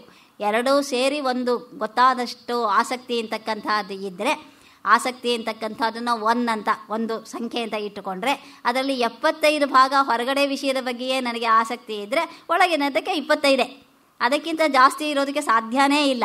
ಹಾಗೆಯೇ ನನ್ನ ಹೊರಗಿನ ಆಸಕ್ತಿ ಅಂತಕ್ಕಂಥದ್ದನ್ನು 25 ಮಾಡಿಕೊಂಡ್ರೆ ಒಳಗಿನ ಭಾಗಕ್ಕೆ 75 ಕೊಡೋದಕ್ಕೆ ಉಳ್ಕೊಂಡಿರುತ್ತೆ. ಇರೋದರಲ್ಲಿ ಮುಕ್ಕಾಲು ಭಾಗನೆಲ್ಲ ಹೊರಗಿನ ಆಸಕ್ತಿಗೆ ಕೊಟ್ಟುಬಿಟ್ಟು ಬರೀ ಸುತ್ತಾಟದಲ್ಲೇ ಮುಗಿಸಿದ್ರೆ ಆವಾಗ ಒಳಗಿನ ವಿಷಯಕ್ಕೆ ಆಸಕ್ತಿ ಅಂತಕ್ಕಂಥದ್ದು ಇರೋದು ಇಲ್ಲ. ಇಂತಹ ಪುಸ್ತಕಗಳ ಅವಶ್ಯಕತೆಯೂ ಇರೋದಿಲ್ಲ. ಆದ್ದರಿಂದ ಇಲ್ಲಿ ಶ್ರದ್ಧೆ ಮತ್ತು ಸಂಯಮ ಇದೆರಡನ್ನೂ ಕೂಡ ಈ ಪುಸ್ತಕವನ್ನು ಓದುವುದಕ್ಕೆ ಮೊದಲೇ ನಾವು ಸಿದ್ಧ ಮಾಡಿ ಸಂಗ್ರಹಿಸಿ ಇಟ್ಟುಕೊಳ್ಬೇಕು. ಹಾಗೆ ಇಟ್ಟುಕೊಂಡಾಗ ಮಾತ್ರ ಇಂತಹ ಕೃತಿಗಳಿಂದ ಪ್ರಯೋಜನ ಅಂತಕ್ಕಂಥದ್ದು ಸಿಕ್ಕತ್ತೆ ಅಂತ ಹೇಳಿ ಆ ಒಂದು ಎಚ್ಚರಿಕೆಯನ್ನು ಕೊಟ್ಟು ಆಮೇಲೆ ಮುಂದಕ್ಕೆ ಈ ಒಂದು ಸಿದ್ಧಾಂತವನ್ನು ಪ್ರಾರಂಭ ಮಾಡ್ತಾರೆ. ಅದ್ವೈತ ಇಲ್ಲಿ ಮುಖ್ಯವಾಗಿರ್ತಕ್ಕಂಥ ಅಂಶವನ್ನು ನಾನು ಭಾಗ ಮಾಡಿ ಹೇಳ್ತಾ ಇದ್ದೀನಿ. ಅದ್ವೈತ ಮತ್ತು ಅಭೇದ ಈ ಎರಡು ಪದಗಳನ್ನು ಸ್ವಾಮೀಜಿಯವರು ಇಲ್ಲಿ ವಿಂಗಡಿಸಿ ವಿಭಾಗ ಮಾಡಿ ಅದರ ವ್ಯತ್ಯಾಸವನ್ನು ಹೇಳ್ತಾರೆ. ಮುಂದಿನ ಭಾಗದಲ್ಲಿ ಅದ್ವೈತ ಸಿದ್ಧಾಂತ ಅಂತ ಹೇಳಿ ತೆಗೆದುಕೊಂಡು ಅದ್ವೈತ ಸಿದ್ಧಾಂತ, ಅಭೇದ ಸಿದ್ಧಾಂತ ಈ ಎರಡನ್ನು ಹೇಳ್ತಾರೆ. ಸಾಮಾನ್ಯವಾಗಿ ಅಭೇದ ಅಂತಂದರೆ ಭೇದ ಇಲ್ಲ, ಅದ್ವೈತವೇ ಆಯಿತು ಅಂತ ತಕ್ಷಣದಲ್ಲಿ ನಮಗೆ ಅನ್ನಿಸಬಹುದು. ಆದರೆ ಇಲ್ಲಿ ಸ್ವಾಮೀಜಿಯವರು ತಮ್ಮ ಸೂಕ್ಷ್ಮ ದೃಷ್ಟಿಯಿಂದ ಎರಡಕ್ಕೂ ಇರತಕ್ಕಂಥ ವ್ಯತ್ಯಾಸವನ್ನು ತೋರಿಸ್ತಾ ಇದ್ದಾರೆ. ಇದು ಅದ್ವೈತದಲ್ಲಿಯೇ ಇರತಕ್ಕಂಥ ವ್ಯತ್ಯಾಸ. ನಮ್ಮ ಸ್ವಾಮೀಜಿಯವರ ಮತ್ತೊಂದು ಮುಖ್ಯವಾಗಿರ್ತಕ್ಕಂಥ ವಿಶೇಷ ಅಂತಂದರೆ ಬೇರೆ ಬೇರೆ ದಾರ್ಶನಿಕರನ್ನು ಸಾಮಾನ್ಯವಾಗಿ ಉಳಿದವರೆಲ್ಲರೂ ಕೂಡ ಅದ್ವೈತಿಗಳು ದ್ವೈತಿಗಳನ್ನು ಬೈಯೋದ್ರಲ್ಲೇ ಕಾಲ ಕಳೆದ್ರು. ದ್ವೈತಿಗಳು ಅದ್ವೈತಿಗಳನ್ನು ಪೂರ್ವಪಕ್ಷ ಅಂತ ಇಟ್ಕೊಂಡು ಅದು ತಪ್ಪು ಅಂತ ಹೇಳಿ ಸಾಧಿಸೋದಕ್ಕೆ ಪ್ರಯತ್ನ ಮಾಡಿದ್ರು. ಆದರೆ ಸ್ವಾಮೀಜಿಯವರು ಇಂತಹ ಯಾವ ಕೆಲಸವನ್ನು ಎಲ್ಲಿಯೂ ಮಾಡಿಲ್ಲ. ಅವರು ಅದ್ವೈತದಲ್ಲಿಯೇ ಇದ್ದಂಥ ಭೇದಗಳೇನಿದೆ, ಅದ್ವೈತದಲ್ಲೇ ಇದ್ದಂಥ ಸಣ್ಣ ಪುಟ್ಟ ಸೂಕ್ಷ್ಮ ವ್ಯತ್ಯಾಸಗಳೇನಿದೆ ಅದನ್ನು ಸರಿಪಡಿಸೋದಕ್ಕೆ ಪ್ರಯತ್ನ ಮಾಡಿದ್ರು. ಯಾಕೆ ಅಂತಂದರೆ ನಮಗೆ ಬೇಕಾಗಿರ್ತಕ್ಕಂಥದ್ದು ಪರಿಶುದ್ಧವಾಗಿರ್ತಕ್ಕಂಥ ವೇದಾಂತ. ಆ ಪರಿಶುದ್ಧವಾಗಿರ್ತಕ್ಕಂಥ ಯಾವ ಅದ್ವೈತ ಸಿದ್ಧಾಂತ ಇದೆ ಅದಕ್ಕೆ ಉಳಿದ ಹೊರಗಿನ ದಾರ್ಶನಿಕರು ಶತ್ರುಗಳಲ್ಲ. ಶತ್ರುಗಳು ನಮ್ಮಲ್ಲಿಯೇ ಯಾವಾಗಲೂ ಹಾಗೇನೇನೆ. ಈ ವ್ಯವಹಾರದಲ್ಲಿಯೂ ಕೂಡ ಹೊರಗಿನ ಶತ್ರುಗಳಿಗಿಂತಲೂ ಒಳಗಿನ ಶತ್ರುಗಳು ಹೆಚ್ಚು ಅಪಾಯಕಾರಿಗಳು. ಒಳಗಿನ ಶತ್ರುಗಳು ನಮ್ಮ ವಿಷಯವನ್ನು ತಿಳಿದು ಹೊರಗಡೆಯವರಿಗೆ ತಿಳಿಸಿ ಇನ್ನಷ್ಟು ನಷ್ಟವನ್ನು ನಾವು ನೋಡಿದ್ದೀವಿ. ಚರಿತ್ರೆಯಲ್ಲಿ ಬೇಕಾದಷ್ಟನ್ನು ಇಂತಹ ಸಂದರ್ಭಗಳನ್ನು ನೋಡಿದ್ದೀವಿ. ಒಳಗಿನ ಶತ್ರುಗಳು ಹೊರಗಿನ ಶತ್ರುಗಳಿಂತಲೂ ಅಪಾಯಕಾರಿಗಳು. ಆದ್ದರಿಂದ ನಮ್ಮ ಸ್ವಾಮೀಜಿಯವರು ಹೇಳ್ತಾರೆ, ಅದ್ವೈತಿಗಳಲ್ಲಿಯೇ ಇದ್ದಂಥ ಯಾವ ಸಣ್ಣ ಪುಟ್ಟ ಭೇದಗಳಿದೆ ಅದನ್ನು ನಾವು ಸರಿಪಡಿಸ್ಕೊಳ್ಬೇಕು. ಎಲ್ಲರೂ ಕೂಡ ಒಂದು ಸಿದ್ಧಾಂತವನ್ನು ಒಪ್ಪಿಕೊಂಡಾಗ ಆಗ ಅದ್ವೈತ ಅಂತಕ್ಕಂಥದ್ದು ಪರಿಶುದ್ಧವಾಗುತ್ತೆ. ನಮ್ಮದೊಂದು ಸಾಲಿಡ್ ಆಗಿ ಒಂದು ಸಿದ್ಧಾಂತ ಅಂತಕ್ಕಂಥದ್ದು ಉಳಿದವರನ್ನ ಎದುರಿಸೋದಕ್ಕೆ ನಾವೆಲ್ಲ ಒಟ್ಟಾಗಿದ್ದರೆ ಉಳಿದವ್ರನ್ನ ಎದುರಿಸ್ಬೋದು. ನಮ್ಮಲ್ಲೇ ಜಗಳ ಆಡೋದಕ್ಕೆ ಶುರು ಮಾಡಿದ್ರೆ ಉಳಿದವರನ್ನ ನಾವು ಎದುರಿಸೋದಕ್ಕೆ ಸಾಧ್ಯವಿಲ್ಲ. ಆದ್ದರಿಂದ ಇಲ್ಲಿ ಈ ಅಭೇದ ಮತ್ತು ಅದ್ವೈತ ಇದೆರಡಕ್ಕೂ ಇರತಕ್ಕಂಥ ವ್ಯತ್ಯಾಸವನ್ನು ಸ್ವಾಮೀಜಿಯವರು ಪ್ರಪ್ರಥಮವಾಗಿ ಇಲ್ಲಿ ತೆಗೆದುಕೊಳ್ತಾರೆ. ಯಾಕೆಂತಂದರೆ ಪರಿಶುದ್ಧ ವೇದಾಂತಕ್ಕೆ ಇದು ಅತ್ಯಂತ ಅವಶ್ಯಕವಾಗಿರ್ತಕ್ಕಂಥದ್ದು. ಇಲ್ಲಿ ಅಭೇದ ತಕ್ಷಣ ನಮಗೆ ಅನಿಸೋದು ಅಭೇದವೂ ಅದ್ವೈತವೂ ಒಂದೇ. ಆದರೆ ಅಭೇದ ಅಂತಕ್ಕಂಥದ್ದು ಭೇದ ಅಂತಕ್ಕಂಥದ್ದಕ್ಕೆ ವಿರುದ್ಧವಾಗಿರ್ತಕ್ಕಂಥದ್ದು ಅಭೇದ, ದ್ವೈತ ಅನ್ನೋದಕ್ಕೆ ವಿರುದ್ಧವಾಗಿರ್ತಕ್ಕಂಥದ್ದು ಅದ್ವೈತ. ಆದ್ದರಿಂದ ಇಲ್ಲಿ ಮೊದಲನೇದಾಗಿರ್ತಕ್ಕಂಥ ಅಭೇದವನ್ನು ತೆಗೆದುಕೊಂಡ್ರೆ ಭೇದಕ್ಕೆ ವಿರುದ್ಧ. ಒಂದು ಉದಾಹರಣೆಯನ್ನು ತೆಗೆದುಕೊಳ್ಳೋಣ. ಒಂದು ಕುದುರೆ, ಒಂದು ಕತ್ತೆ. ಕತ್ತೆ ಕುದುರೆಯಲ್ಲ, ಕುದುರೆ ಕತ್ತೆಯಲ್ಲ. ಆದ್ದರಿಂದ ಕುದುರೆಗೂ ಕತ್ತೆಗೂ ಭೇದ ಇದೆ. ಆದ್ದರಿಂದ ಕುದುರೆ ಕತ್ತೆ ಅಂತಕ್ಕಂಥದ್ರಲ್ಲಿ ಅಭೇದವಿಲ್ಲ, ಭೇದ ಇದೆ. ಇದು ಕಣ್ಣಿಗೆ ಗೊತ್ತಾಗ್ತಕ್ಕಂಥ ಒಂದು ಉದಾಹರಣೆ. ಆದರೆ ಕತ್ತೆ ನಮ್ಮಲ್ಲಿ ಒಂದು ಗಾದೆ ಹೇಳ್ತಾರೆ, ರಾಯರ ಕುದುರೆ ಬರ್ತಾ ಬರ್ತಾ ಕತ್ತೆ ಆಯಿತು ಅಂತ. ಕತ್ತೆ ಸಣ್ಣ ಮರಿಯಲ್ಲಿ ತುಂಬ ಮುದ್ದಾಗಿರುತ್ತೆ, ಕುದುರೆ ಮರಿಯ ಹಾಗೆ ಇರುತ್ತೆ. ಆಮೇಲೆ ಬೆಳೀತಾ ಬೆಳೀತಾ ಬೆಳೀತಾ ಅದು ಕತ್ತೆ ಹಾಗಾಗತ್ತೆ. ಅದಕ್ಕೇ ಬೆಳೀತಾ ಬೆಳೀತಾ ರಾಯರು ಕುದುರೆ ಕತ್ತೆ ಆಯಿತು ಅಂತಕ್ಕಂಥ ಒಂದು ಇದನ್ನು ಹೇಳ್ತಾರೆ. ಇವಾಗ ಅದು ಮರಿಯಾಗಿರ್ತಕ್ಕಂಥ ಸಂದರ್ಭದಲ್ಲಿ ಅದು ಕುದುರೆಯೋ ಕತ್ತೆಯೋ ಗೊತ್ತಾಗೋದಿಲ್ಲ. ತುಂಬ ಸಣ್ಣ ಮರಿ ಆಗಿದೆ, ಮರಿ ಹುಟ್ಟಿದೆ, ಅದು ಗೊತ್ತಿಲ್ಲ, ಅದರ ತಾಯಿನ ನಾವು ನೋಡಿಲ್ಲ. ಆದ್ದರಿಂದ ಅದು ಕುದುರೆಯೋ, ಈವಾಗ ಅದರಲ್ಲಿ ಅದು ಕುದುರೆಯೋ ಕತ್ತೆಯೋ ಅಂತಕ್ಕಂಥದ್ದು ಭೇದ ನಮಗೆ ಗೊತ್ತಾಗ್ತಾ ಇಲ್ಲ. ಅಲ್ಲಿ ಅಭೇದವಾ? ಹಾಗಾದರೆ ಅದು ಕುದುರೆಯೋ ಕತ್ತೆಯೋ ಗೊತ್ತಿಲ್ಲ ಅಂದ ಮಾತ್ರಕ್ಕೆ ಅದೇನೋ ಅಭೇದ ಅಲ್ಲ. ಅಲ್ಲಿ ಭೇದ ಇದ್ದೇ ಇದೆ, ಅದು ಮುಂದೆ ಕುದುರೆಯೋ ಕತ್ತೆಯೋ ಹಾಗೇ ಆಗುತ್ತೆ. ಆದರೆ ಈಗ ಈ ಕ್ಷಣದಲ್ಲಿ ಅದು ಪ್ರಾಣಿ ಮಾತ್ರವಾಗಿ ನಮಗೆ ಕಾಣ್ತಾ ಇದೆ. ಕುದುರೆಯೂ ಪ್ರಾಣಿ, ಕತ್ತೆಯೂ ಪ್ರಾಣಿ, ಅದಕ್ಕೂ ಬಾಲ ಇದೆ, ಇದಕ್ಕೂ ಬಾಲ ಇದೆ, ಅದಕ್ಕೂ ಕಿವಿ ಇದೆ, ಎಲ್ಲ ರೀತಿಯಲ್ಲಿಯೂ ಸಾಮ್ಯ ಇದೆ. ಆದ್ದರಿಂದ ಪ್ರಾಣಿ ಮಾತ್ರದ ದೃಷ್ಟಿಯಿಂದ ಕುದುರೆ ಕತ್ತೆ ಒಂದೇನೆ. ಆದರೆ ಕುದುರೆ ಕತ್ತೆ ಅಂತ ಹೇಳಿ ಭೇದವನ್ನು ಹೇಳಿದಾಗ ಅದು ಬೇರೆ. ಹಾಗೆ ಅಭೇದ ಅಂತಕ್ಕಂಥದ್ದೇನು ಅಂತ ಹೇಳಿದ್ರೆ ಇಲ್ಲಿ ಸ್ವಾಮೀಜಿಯವರು ಬ್ರಹ್ಮಸೂತ್ರ ಭಾಷ್ಯದಿಂದ ಒಂದು ಉದಾಹರಣೆಯನ್ನು ತೆಗೆದುಕೊಳ್ತಾರೆ. ಆಚಾರ್ಯರು 3 ರೀತಿಯಾಗಿರ್ತಕ್ಕಂಥ ಸಂಪ್ರದಾಯಸ್ಥರ ಅಭಿಪ್ರಾಯಗಳನ್ನು ಅಲ್ಲಿ ಚರ್ಚೆ ಮಾಡಿದ್ದಾರೆ. ಒಂದು ಆಶ್ಮರಥ್ಯ ಅಂತಕ್ಕಂಥ ಅವರ ಒಂದು ಅವರ ವಾದ ಅಂತಕ್ಕಂಥದ್ದು ಭೇದ ಅಭೇದ ಎರಡೂ ಇರ್ತಕ್ಕಂಥದ್ದು. ಅಂದರೆ ಅವರ ಪ್ರಕಾರ ಆ ಒಂದು ಜೀವ ಅಂತಕ್ಕಂಥದ್ದು ಮೊದಲು ಬ್ರಹ್ಮನಲ್ಲಿಯೇ ಇತ್ತು, ಅಭೇದವಾಗಿತ್ತು, ಕುದುರೆ ಕತ್ತೆ ಒಂದೇ ಇದ್ದ ಹಾಗೆ. ಆನಂತರ ಅದು ಭೂಮಿಗೆ ಬಂದಾಗ ಜೀವ ಅಂತಕ್ಕಂಥ ಅದು ಪುಣ್ಯ ಪಾಪ ಅದರ ಫಲವನ್ನು ಅನುಭವಿಸುವಾಗ ಅದು ಭೇದವಾಯಿತು, ಬ್ರಹ್ಮನಿಂದ ಭಿನ್ನವಾಯಿತು. ಮತ್ತೆ ಅದು ಮುಕ್ತನಾದ ಮೇಲೆ ಬ್ರಹ್ಮನಲ್ಲೇ ಹೋಗಿ ಸೇರಿಕೊಳ್ಳುತ್ತೆ. ಅಂದರೆ ಜೀವನ ದೃಷ್ಟಿಯಿಂದ ಭೇದ, ಬ್ರಹ್ಮದ ದೃಷ್ಟಿಯಿಂದ ಅಭೇದ. ಹುಟ್ಟೋದಕ್ಕೆ ಮೊದಲು ಅಭೇದ, ಸತ್ತ ಮೇಲೂ ಅಭೇದ, ಮಧ್ಯದಲ್ಲಿ ಭೇದ. ಹೀಗೆ ಇರ್ತಕ್ಕಂಥ ಯಾವ ಒಂದು ವೇದ ಇದೆ ಇದನ್ನು ಒಂದು ರೀತಿಯಲ್ಲಿ ಅದ್ವೈತವೇ. ಯಾಕೆಂತಂದರೆ ಮುಕ್ತನ ನಂತರ ಅವನು ಬ್ರಹ್ಮನೇ ಆಗ್ತಾನೆ, ಬ್ರಹ್ಮಸ್ವರೂಪವೇ ಆಗ್ತಾನೆ ಅಂತ ಹೇಳೋದ್ರಿಂದ ಬ್ರಹ್ಮನಿಗಿಂತ ಭಿನ್ನವಲ್ಲ ಅಂತ ಹೇಳಿದ ಹಾಗಾಯಿತು. ಬ್ರಹ್ಮನಿಗಿಂತ ಭಿನ್ನ ಅಂತಾನು ಹೇಳಿ ಇಟ್ಕೊಂಡದ್ರಿಂದ ಪಾಪ ಪುಣ್ಯ ಕರ್ಮ ಇದನ್ನೆಲ್ಲ ವಿವರಣೆ ಮಾಡೋದಕ್ಕೆ ಸುಲಭವೂ ಆಯಿತು. ಹೀಗಾಗಿ ಭೇದ ಅಭೇದ ಎರಡನ್ನೂ ಇಟ್ಕೊಳ್ತಾ ಇದ್ದಂಥ ಭೇದಾಭೇದವಾದಿಗಳು ಇದನ್ನು ಆಚಾರ್ಯರು ತುಂಬ ಕಡೆಗಳಲ್ಲಿ ಖಂಡಿಸ್ತಾರೆ. ಭರ್ತೃಪ್ರಪಂಚ ಅಂತಕ್ಕಂಥ ಒಂದು ವಾದವನ್ನು ಬಹಳ ಕಡೆಗಳಲ್ಲಿ ಖಂಡಿಸ್ತಾರೆ. ಈ ವೇದ ಅಂತಕ್ಕಂಥದ್ದು ಇದು ಆಚಾರ್ಯರ ದ್ವೈತವಲ್ಲ. ಅಭೇದಕ್ಕೂ ಅದ್ವೈತಕ್ಕೂ ಇರತಕ್ಕಂಥ ವ್ಯತ್ಯಾಸ ಅಂತಕ್ಕಂಥದ್ದನ್ನು ಇಲ್ಲಿ ಹೇಳ್ತಾ ಇದ್ದಾರೆ. ಯಾವ ಒಂದರಲ್ಲಿ ಯಾವಾಗಲೂ ಒಂದು ಸಲ ಭೇದ, ಇನ್ನೊಂದು ಸಲ ಅಭೇದ, ಈ ರೀತಿಯಾಗಿ ಇರ್ತಕ್ಕಂಥದ್ದು ಇದು ಅದ್ವೈತ ಅಲ್ಲ. ಅದ್ವೈತ ಅಂತಕ್ಕಂಥದ್ದಕ್ಕೆ ಸ್ವಾಮೀಜಿಯವರೇ ಇಲ್ಲಿ ಹೇಳ್ತಾ ಇರ್ತಕ್ಕಂಥ ಬೃಹದಾರಣ್ಯಕ ಭಾಷ್ಯದಿಂದ ಬೃಹದಾರಣ್ಯಕ ವಾರ್ತಿಕದಿಂದ ಸುರೇಶ್ವರರ ಅದರಿಂದ ಒಂದು ಮಾತನ್ನು ಹೇಳ್ತಾರೆ. ದ್ವಿಧಾಯಿತಂ ದ್ವೈತಂ ದ್ವೈತಮಿತ್ಯಾಹು ತದ್ಭಾವೋ ದ್ವೈತಂ. ಎರಡಾಗಿ ವಿಭಾಗವಾಗಿದ್ದರೆ ಅದು ದ್ವೈತ. ಎರಡಾಗಿ ವಿಭಾಗವೇ ಆಗದೇ ಇದ್ದರೆ, ವಿಭಾಗವಾಗೋದಕ್ಕೆ ಸಾಧ್ಯವೇ ಇಲ್ಲದೇ ಇದ್ದರೆ, ಎರಡೂ ಅಂತಕ್ಕಂಥದ್ದು ಇಲ್ಲದೆಯೇ ಇದ್ದರೆ ಅದು ಮಾತ್ರ ಅದ್ವೈತ. ಅದ್ವೈತ ಅಂತಕ್ಕಂಥದ್ರಲ್ಲಿ ಎರಡಾಗಿ ವಿಭಾಗಿಸೋದಕ್ಕೆ ಸಾಧ್ಯವೇ ಆಗಬಾರ್ದು. ಅಭೇದ ಅಂತಕ್ಕಂಥದ್ರಲ್ಲಿ ಎರಡಾಗಿ ವಿಭಾಗಿಸೋದಕ್ಕೆ ಸಾಧ್ಯ, ಆಮೇಲೆ ಸೇರಿಸ್ಬಿಟ್ಟು ಒಂದೇ ಮಾಡ್ಬೋದು, ಅದು ಅಭೇದ. ಆದರೆ ಅದ್ವೈತ ಅಂತಕ್ಕಂಥದ್ರಲ್ಲಿ ಎರಡು ಇಲ್ಲವೇ ಇಲ್ಲ. ಹುಟ್ಟೋದಕ್ಕೆ ಮೊದಲೂ ಇರಲಿಲ್ಲ, ಈಗಲೂ ಇಲ್ಲ, ನಂತರವೂ ಇಲ್ಲ. ಈಗಲೂ ಇಲ್ಲಿಯೂ ಯಾವಾಗಲೂ ನಾವು ಪರಬ್ರಹ್ಮ ಸ್ವರೂಪರೇ. ಅವಿದ್ಯೆ ಅಂತಕ್ಕಂಥದ್ರಿಂದ ನಾವು ಅದನ್ನು ಮರೆತಿದ್ದೀವಿ. ಕತ್ತಿನಲ್ಲಿರ್ತಕ್ಕಂಥ ಹಾರ ಏನೇನೋ ಉದಾಹರಣೆಗಳನ್ನ ಹೇಳ್ಬೋದು. ಈ ಉದಾಹರಣೆಗಳ ಮೂಲಕ ನಾವು ಮರೆತಿದ್ದೀವಿ, ನಮಗೆ ಗೊತ್ತಿಲ್ಲ ಅನ್ನೋದು ಮಾತ್ರಕ್ಕೆ ಇಲ್ಲ ಅಲ್ಲ. ಆದ್ದರಿಂದ ನಾವು ಸದಾಕಾಲವೂ ಪರಬ್ರಹ್ಮ ಸ್ವರೂಪರೇ. ಎರಡೂ ಅಂತಕ್ಕಂಥದ್ದು ಇಲ್ಲವೇ ಇಲ್ಲ ಅಂತಕ್ಕಂಥ ಯಾವ ತತ್ವ ಇದೆ ಅದನ್ನು ಮಾತ್ರ ಅದ್ವೈತ ಅಂತ ಸ್ವೀಕಾರ ಮಾಡಿದಾಗ ಆಶ್ಮರಥ್ಯರು ಮತ್ತು ಔಡುಲೋಮಿ ಈ ರೀತಿಯಾಗಿರ್ತಕ್ಕಂಥ ಬೇರೆ ಬೇರೆ ಆಚಾರ್ಯರ ವಾದಗಳನ್ನು ತಿರಸ್ಕರಿಸಿ ಕಾಶಕೃತ್ಸ್ನ ಅಂತಕ್ಕಂಥ ಆಚಾರ್ಯರ ಮಾತನ್ನು ಅಲ್ಲಿಯೂ ಕೂಡ ಹೇಳ್ತಾರೆ. ಇಲ್ಲೇ ಮುಂದಕ್ಕೆ ಅಷ್ಟೊಂದು ವಿಸ್ತಾರವಾಗಿರ್ತಕ್ಕಂಥ ಚರ್ಚೆ ಏನೂ ಇಲ್ಲ, ಅವಶ್ಯಕತೆಯೂ ಇಲ್ಲ.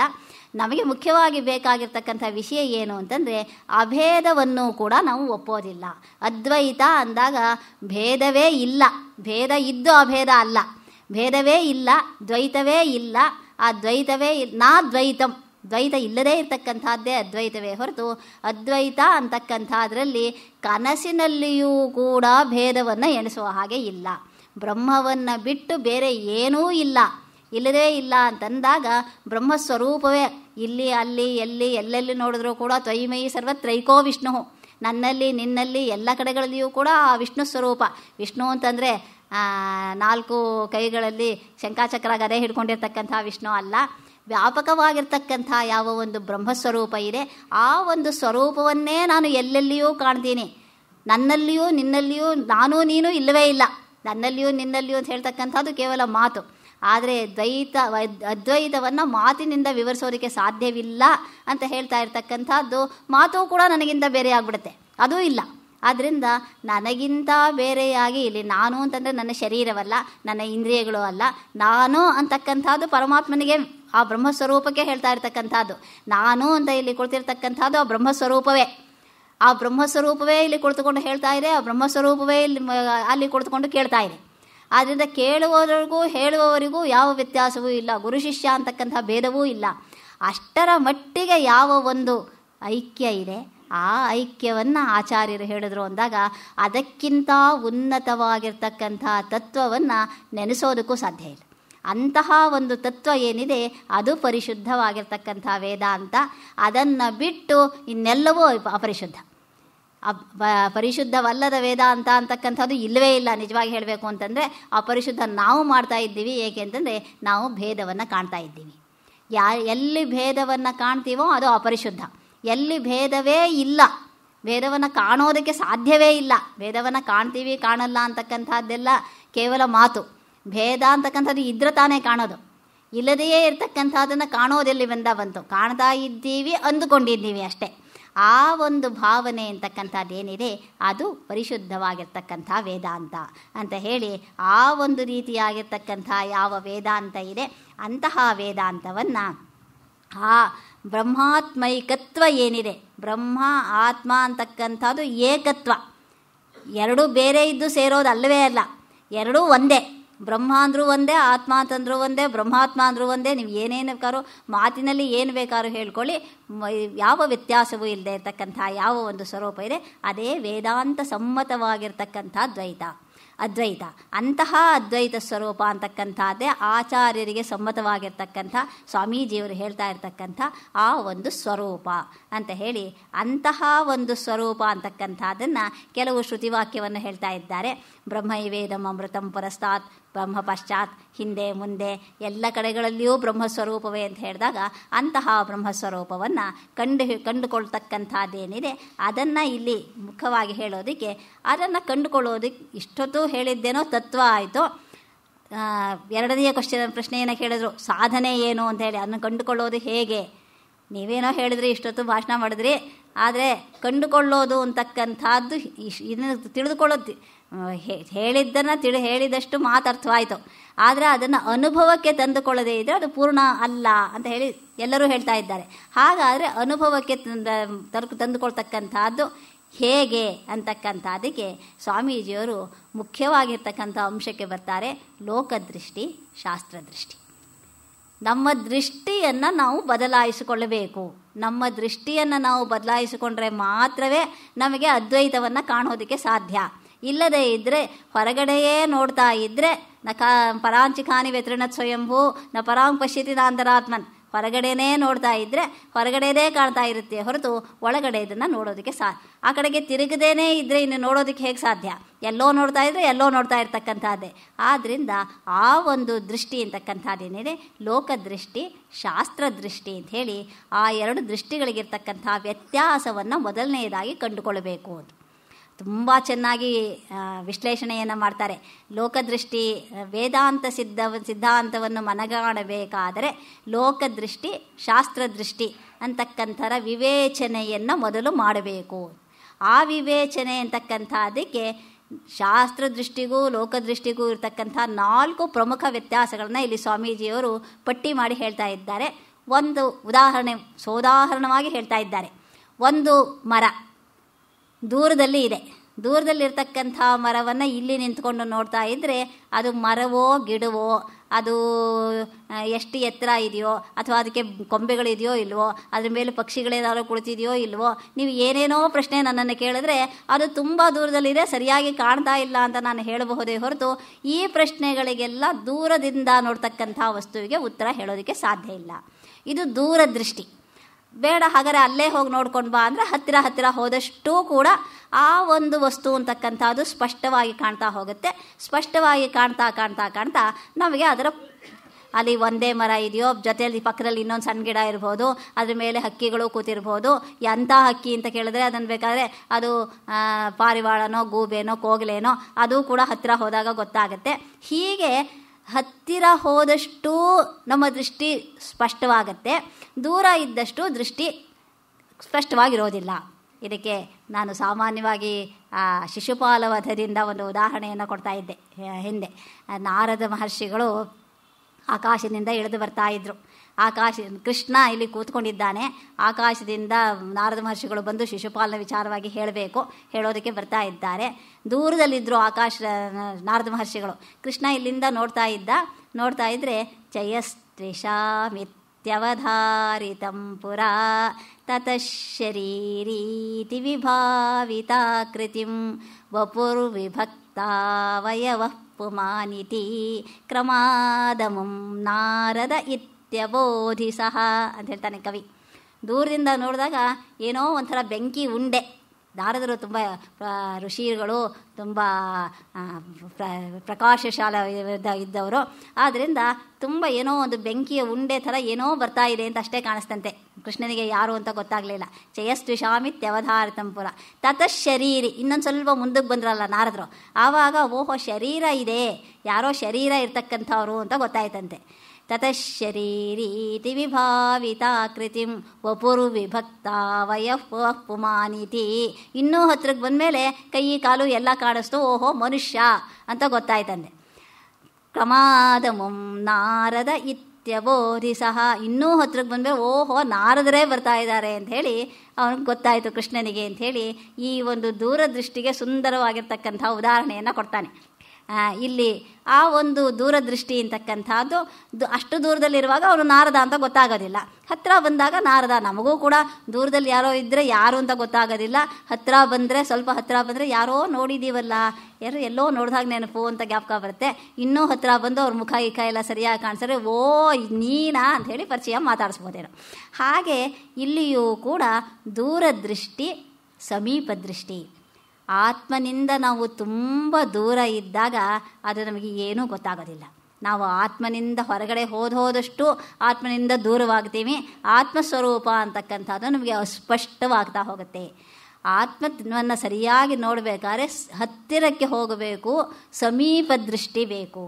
ದೂರದೃಷ್ಟಿ ಅಂತಕ್ಕಂಥದಕ್ಕೆ ಒಂದು ಒಳ್ಳೆಯ ಅರ್ಥವೂ ಇದೆ. ನುಡಿಗಟ್ಟಾಗಿ ಉಪಯೋಗಿಸಿದಾಗ ದೂರದೃಷ್ಟಿ ಇರ್ತಕ್ಕಂಥವನು ಅಂತಂದರೆ ತುಂಬ ದೂರದವರೆಗೂ ಯೋಚನೆ ಮಾಡಿ, ಚೆಸ್ ಆಟ ಆಡುವಾಗ 4 ಆಟ ಮುಂದೆ ಅವನೇನಿರ್ತಾರೆ ನೋಡಿಕೊಂಡು ಕರೆಕ್ಟಾಗಿ ಇಡ್ತಾರಲ್ಲ, ಅದು ದೂರದೃಷ್ಟಿ. ಆ ರೀತಿಯಾಗಿರ್ತಕ್ಕಂಥ ಉತ್ತಮವಾಗಿರ್ತಕ್ಕಂಥ ದೃಷ್ಟಿಯಲ್ಲ ಇದು.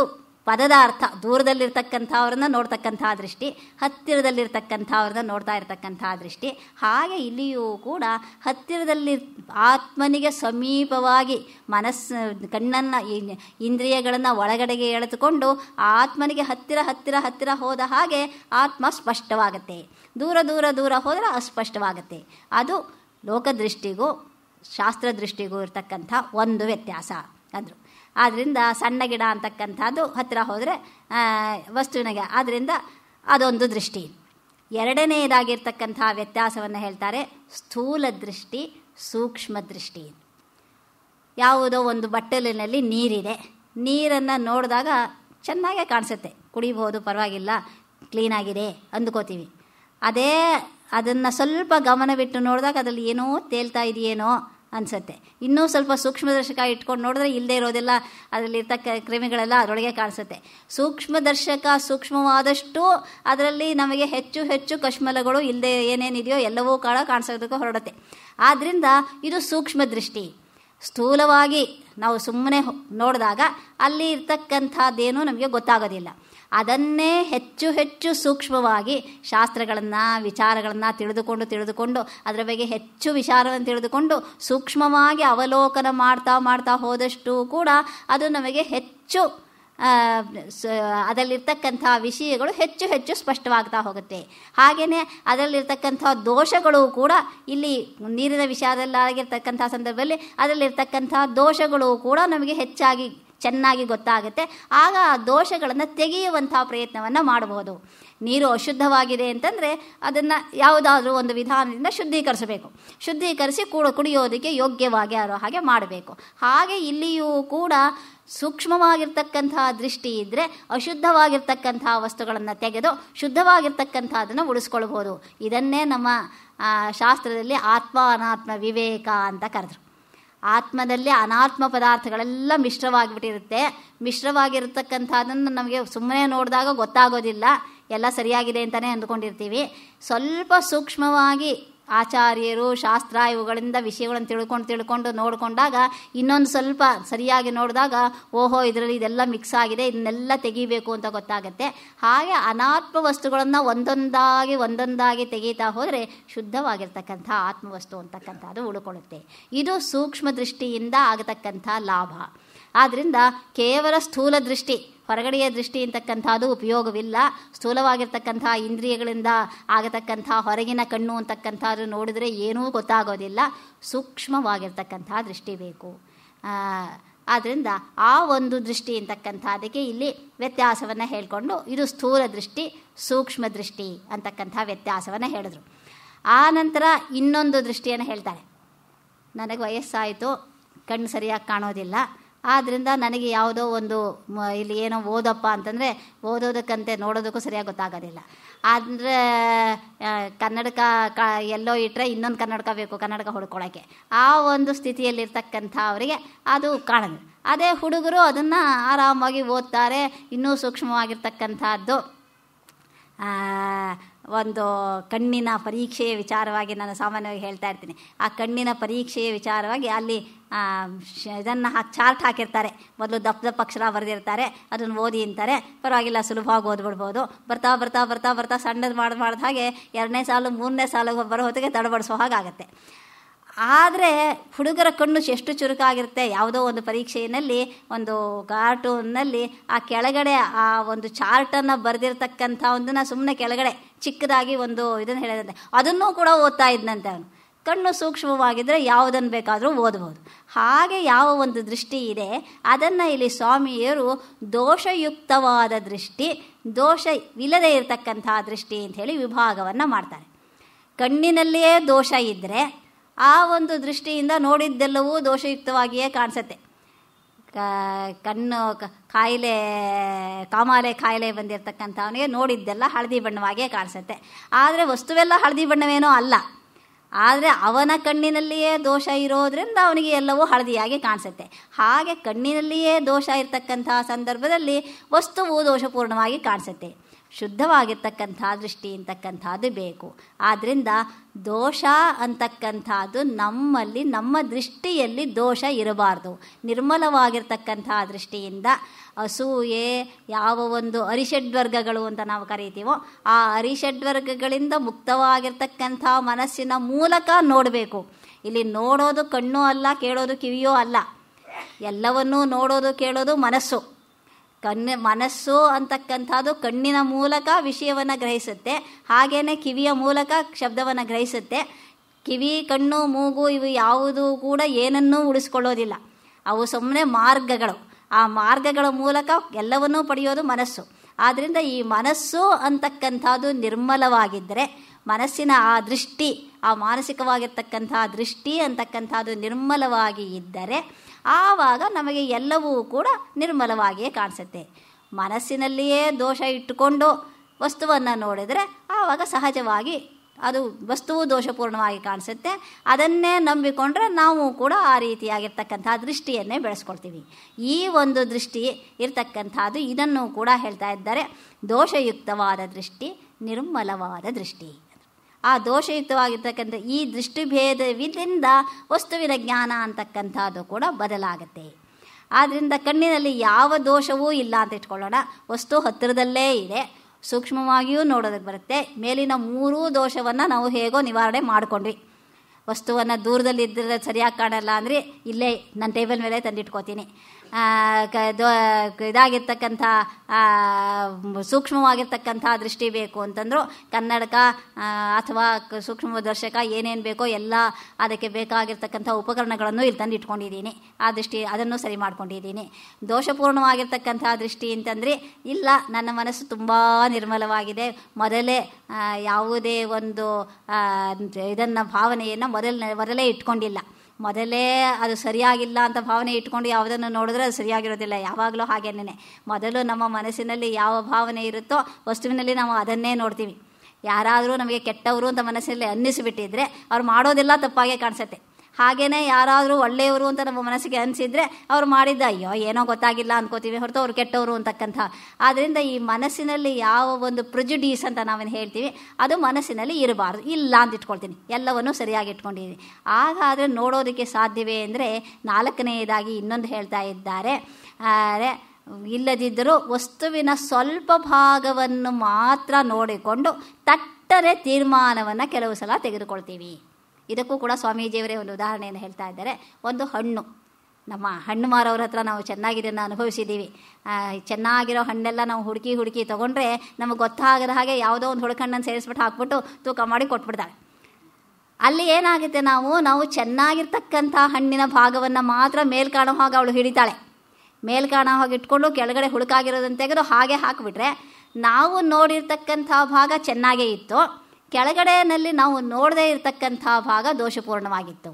ಆದ್ದರಿಂದ ಇಲ್ಲಿ ಹೇಳ್ತಾ ಇದ್ದಾರೆ, ಒಂದು ಹಣ್ಣನ್ನು ಅದರ ಮುಂದುಗಡೆಯಿಂದ ಮಾತ್ರ ನೋಡಿ ಚೆನ್ನಾಗಿದೆ ಅಂತ ತಿಳ್ಕೊಂಡ್ರೆ ಆನಂತರ ಅದು ಕೈಗೆ ತಗೊಂಡ ಮೇಲೆ ಗೊತ್ತಾಗುತ್ತೆ ಅದು ಚೆನ್ನಾಗಿಲ್ಲ, ಕೆಳಗಡೆ ಚೆನ್ನಾಗಿಲ್ಲ, ಮೇಲ್ಗಡೆ ನೋಟಕ್ಕೆ ಚೆನ್ನಾಗಿದೆ ಆದರೆ ಕೆಳಗಡೆ ಚೆನ್ನಾಗಿಲ್ಲ. ತೋಟ ಶೃಂಗಾರ, ಒಳಗಡೆ ಗೋಣಿ ಸೊಪ್ಪು ಅಂತ ಹೇಳ್ತಾಯಿದ್ರು ನಮ್ಮಲ್ಲಿ. ಹಾಗೆ ತೋಟ ಮುಂದ್ಗಡೆ ಚೆನ್ನಾಗಿರೋ ಗಿಡಗಳನ್ನ ಬೆಳೆಸಿದ್ರು, ಒಳಗಡೆ ಹೋಗಿ ನೋಡಿದ್ರೆ ಅಲ್ಲಿ ಏನೂ ಇಲ್ಲ, ಬರೀ ಗೋಣಿ ಸೊಪ್ಪು. ಹಾಗೆ ಇರ್ತಕ್ಕಂಥ ಸಂದರ್ಭಗಳು ಇರ್ಬೋದು. ಈ ದೃಷ್ಟಿ ಏನಿದೆ ಇದನ್ನು ಪಾಕ್ಷಿಕ ದೃಷ್ಟಿ ಅಂತ ಕರೆದ್ರು. ಪಾಕ್ಷಿಕ ಅಂದರೆ ಪಾರ್ಷಿಯಲ್ ಆಗಿರ್ತಕ್ಕಂಥ ಒಂದು ಭಾಗವನ್ನು ನಾವು ನೋಡಿದ್ವಿ, ಒಂದು ಭಾಗವನ್ನು ನೋಡಿ ಅದು ಚೆನ್ನಾಗಿದೆ ಅಂದುಕೊಂಡ್ವಿ, ಆದರೆ ಇನ್ನೊಂದು ಭಾಗವನ್ನು ನೋಡಲಿಲ್ಲ, ಅದು ಚೆನ್ನಾಗಿಲ್ಲ. ಈ ಒಂದು ದೃಷ್ಟಿ ಏನಿದೆ ಇದು ಪಾಕ್ಷಿಕವಾಗಿರ್ತಕ್ಕಂಥ ದೃಷ್ಟಿ. ನಮ್ಮ ಕುರುಡರ ಕಥೆಯನ್ನು ಹೇಳ್ತಾರಲ್ಲ, 5-6 ಜನ ಕುರುಡರು ಒಂದು ಆನೆಯನ್ನು ನೋಡಬೇಕು ಅಂತ ಹೇಳಿ ಆಸೆ ಪಟ್ಕೊಂಡು ಆನೆ ಹೇಗಿದೆ ಅಂತ ತಿಳ್ಕೊಳ್ಬೇಕು ಅಂತ ಅವ್ರಿಗೊಂದು ಆಸೆ. ಒಬ್ಬ ಹೋದ, ಅದರ ಬೆನ್ನಿನ ಭಾಗವನ್ನು, ಅದು ಪಕ್ಕದ ಭಾಗ ಏನಿದೆ ಅದನ್ನು ಮುಟ್ಟಿದ, ಆನೆ ಗೋಡೆ ಇದ್ದಾಗಿದೆ ಅಂತ ಹೇಳಿ ತೀರ್ಮಾನವನ್ನು ಕೊಟ್ಟ. ಇನ್ನೊಬ್ಬ ಹೋದ, ಅದರ ಬಾಲವನ್ನು ಹಿಡ್ಕೊಂಡು ನೋಡ್ದ, ಆನೆ ಹಗ್ಗ ಇದ್ದಾಗಿದೆ ಅಂದ. ಇನ್ನೊಬ್ಬ ಹೋದ, ಅದರ ಕಿವಿಯನ್ನು ಮುಟ್ಟಿ ನೋಡ್ದ, ಆನೆ ತಟ್ಟೆ ಇದ್ದಾಗಿದೆ. ಹೀಗೆ ಒಂದೊಂದು ಭಾಗವನ್ನು ನೋಡಿ ಇಡೀ ವಸ್ತು ಅದೇ ರೀತಿ ಇದೆ ಅಂತ ಹೇಳಿ ನಾವು ಯಾವುದನ್ನು ಭಾವಿಸ್ಕೊಳ್ತೀವೋ ಇದು ಪಾಕ್ಷಿಕವಾಗಿರ್ತಕ್ಕಂಥ ದೃಷ್ಟಿ. ಈ ಒಂದು ದೃಷ್ಟಿಯೂ ಕೂಡ ತಪ್ಪು. ಯಾಕೆಂತಂದರೆ ನಾವು ಪರಮಾತ್ಮ ಸ್ವರೂಪವನ್ನು ಪೂರ್ಣವಾಗಿ ನೋಡ್ತಾ ಇಲ್ಲ, ಪರಮಾತ್ಮನ ಸಗುಣ ಸ್ವರೂಪವನ್ನು ಮಾತ್ರ ನೋಡ್ತೀವಿ. ಅವನಿಗೆ 4 ಕೈ, ಕಿರೀಟ ಏನೇನೋ ಹಾಕ್ಬಿಟ್ಟು ಹೀಗೆ ಇದ್ದಾನೆ ಪರಮಾತ್ಮ. ನನ್ನ ಪರಮಾತ್ಮ, ನನ್ನ ವಿಷ್ಣು ಇರೋದು ಹೀಗೇನೆ, ನಿನ್ನ ಶಿವ ದೇವರಲ್ಲ. ಯಾಕೆಂದರೆ ನಾನು ನೋಡಿದ್ದೀನಿ ಪರಮಾತ್ಮನನ್ನು, ಎಲ್ಲ ಇದರಲ್ಲೂ ಫೋಟೋದಲ್ಲೂ ಇದೇ ಪರಮಾತ್ಮನೇ, ಇವನನ್ನೇ ಪರಮಾತ್ಮ ಅಂತ ಹೇಳಿರೋದು ನಾವು. ನಿನ್ನ ಶಿವನನ್ನು ಪರಮಾತ್ಮ ಅಂತ ಹೇಳಿಲ್ಲ. ನಮ್ಮಲ್ಲಿ ಆ ಬಸವ ಟಿ ವಿನವ್ರು ಶುರು ಮಾಡಿದಾರಲ್ಲ, ಅವರು ಹೇಳ್ತಾಯಿದ್ರು ರಾಮ ಕೃಷ್ಣ ದೇವರಲ್ಲ. ಯಾಕೆ ಅಂತಂದರೆ ಅವರೆಲ್ಲ ಹುಟ್ಟಿದಾರಲ್ಲ, ದೇವರು ಹುಟ್ಟಬಾರದಲ್ಲ. ದೇವನು ಅವನಿಗೆ ಹುಟ್ಟು ಸಾವು ಇಲ್ಲ. ರಾಮ ಹುಟ್ಟಿದ್ದಾರೆ, ಆಮೇಲೆ ಸ್ವರ್ಗಲೋಕಕ್ಕೆ ಹೋದ, ಆದ್ದರಿಂದ ರಾಮ ದೇವರಲ್ಲ. ಅವ್ರದ್ದೆಲ್ಲ ಬೇಕಾದ್ರೆ ನೀವು ದೇವತೆಗಳು ಅಂತ ಬೇಕಾದ್ರೆ ಕರ್ಕೊಳ್ಳಿ ಅಷ್ಟೇನೇನೆ. ಆದ್ದರಿಂದ ನಮ್ಮ ಶಿವ ಒಬ್ಬನೇ ದೇವರು ಅಂತ ಹೇಳಿದಾಗ ಏನಾಗುತ್ತೆ, ಇದು ಪಾಕ್ಷಿಕವಾಗಿರ್ತಕ್ಕಂಥ ದೃಷ್ಟಿ.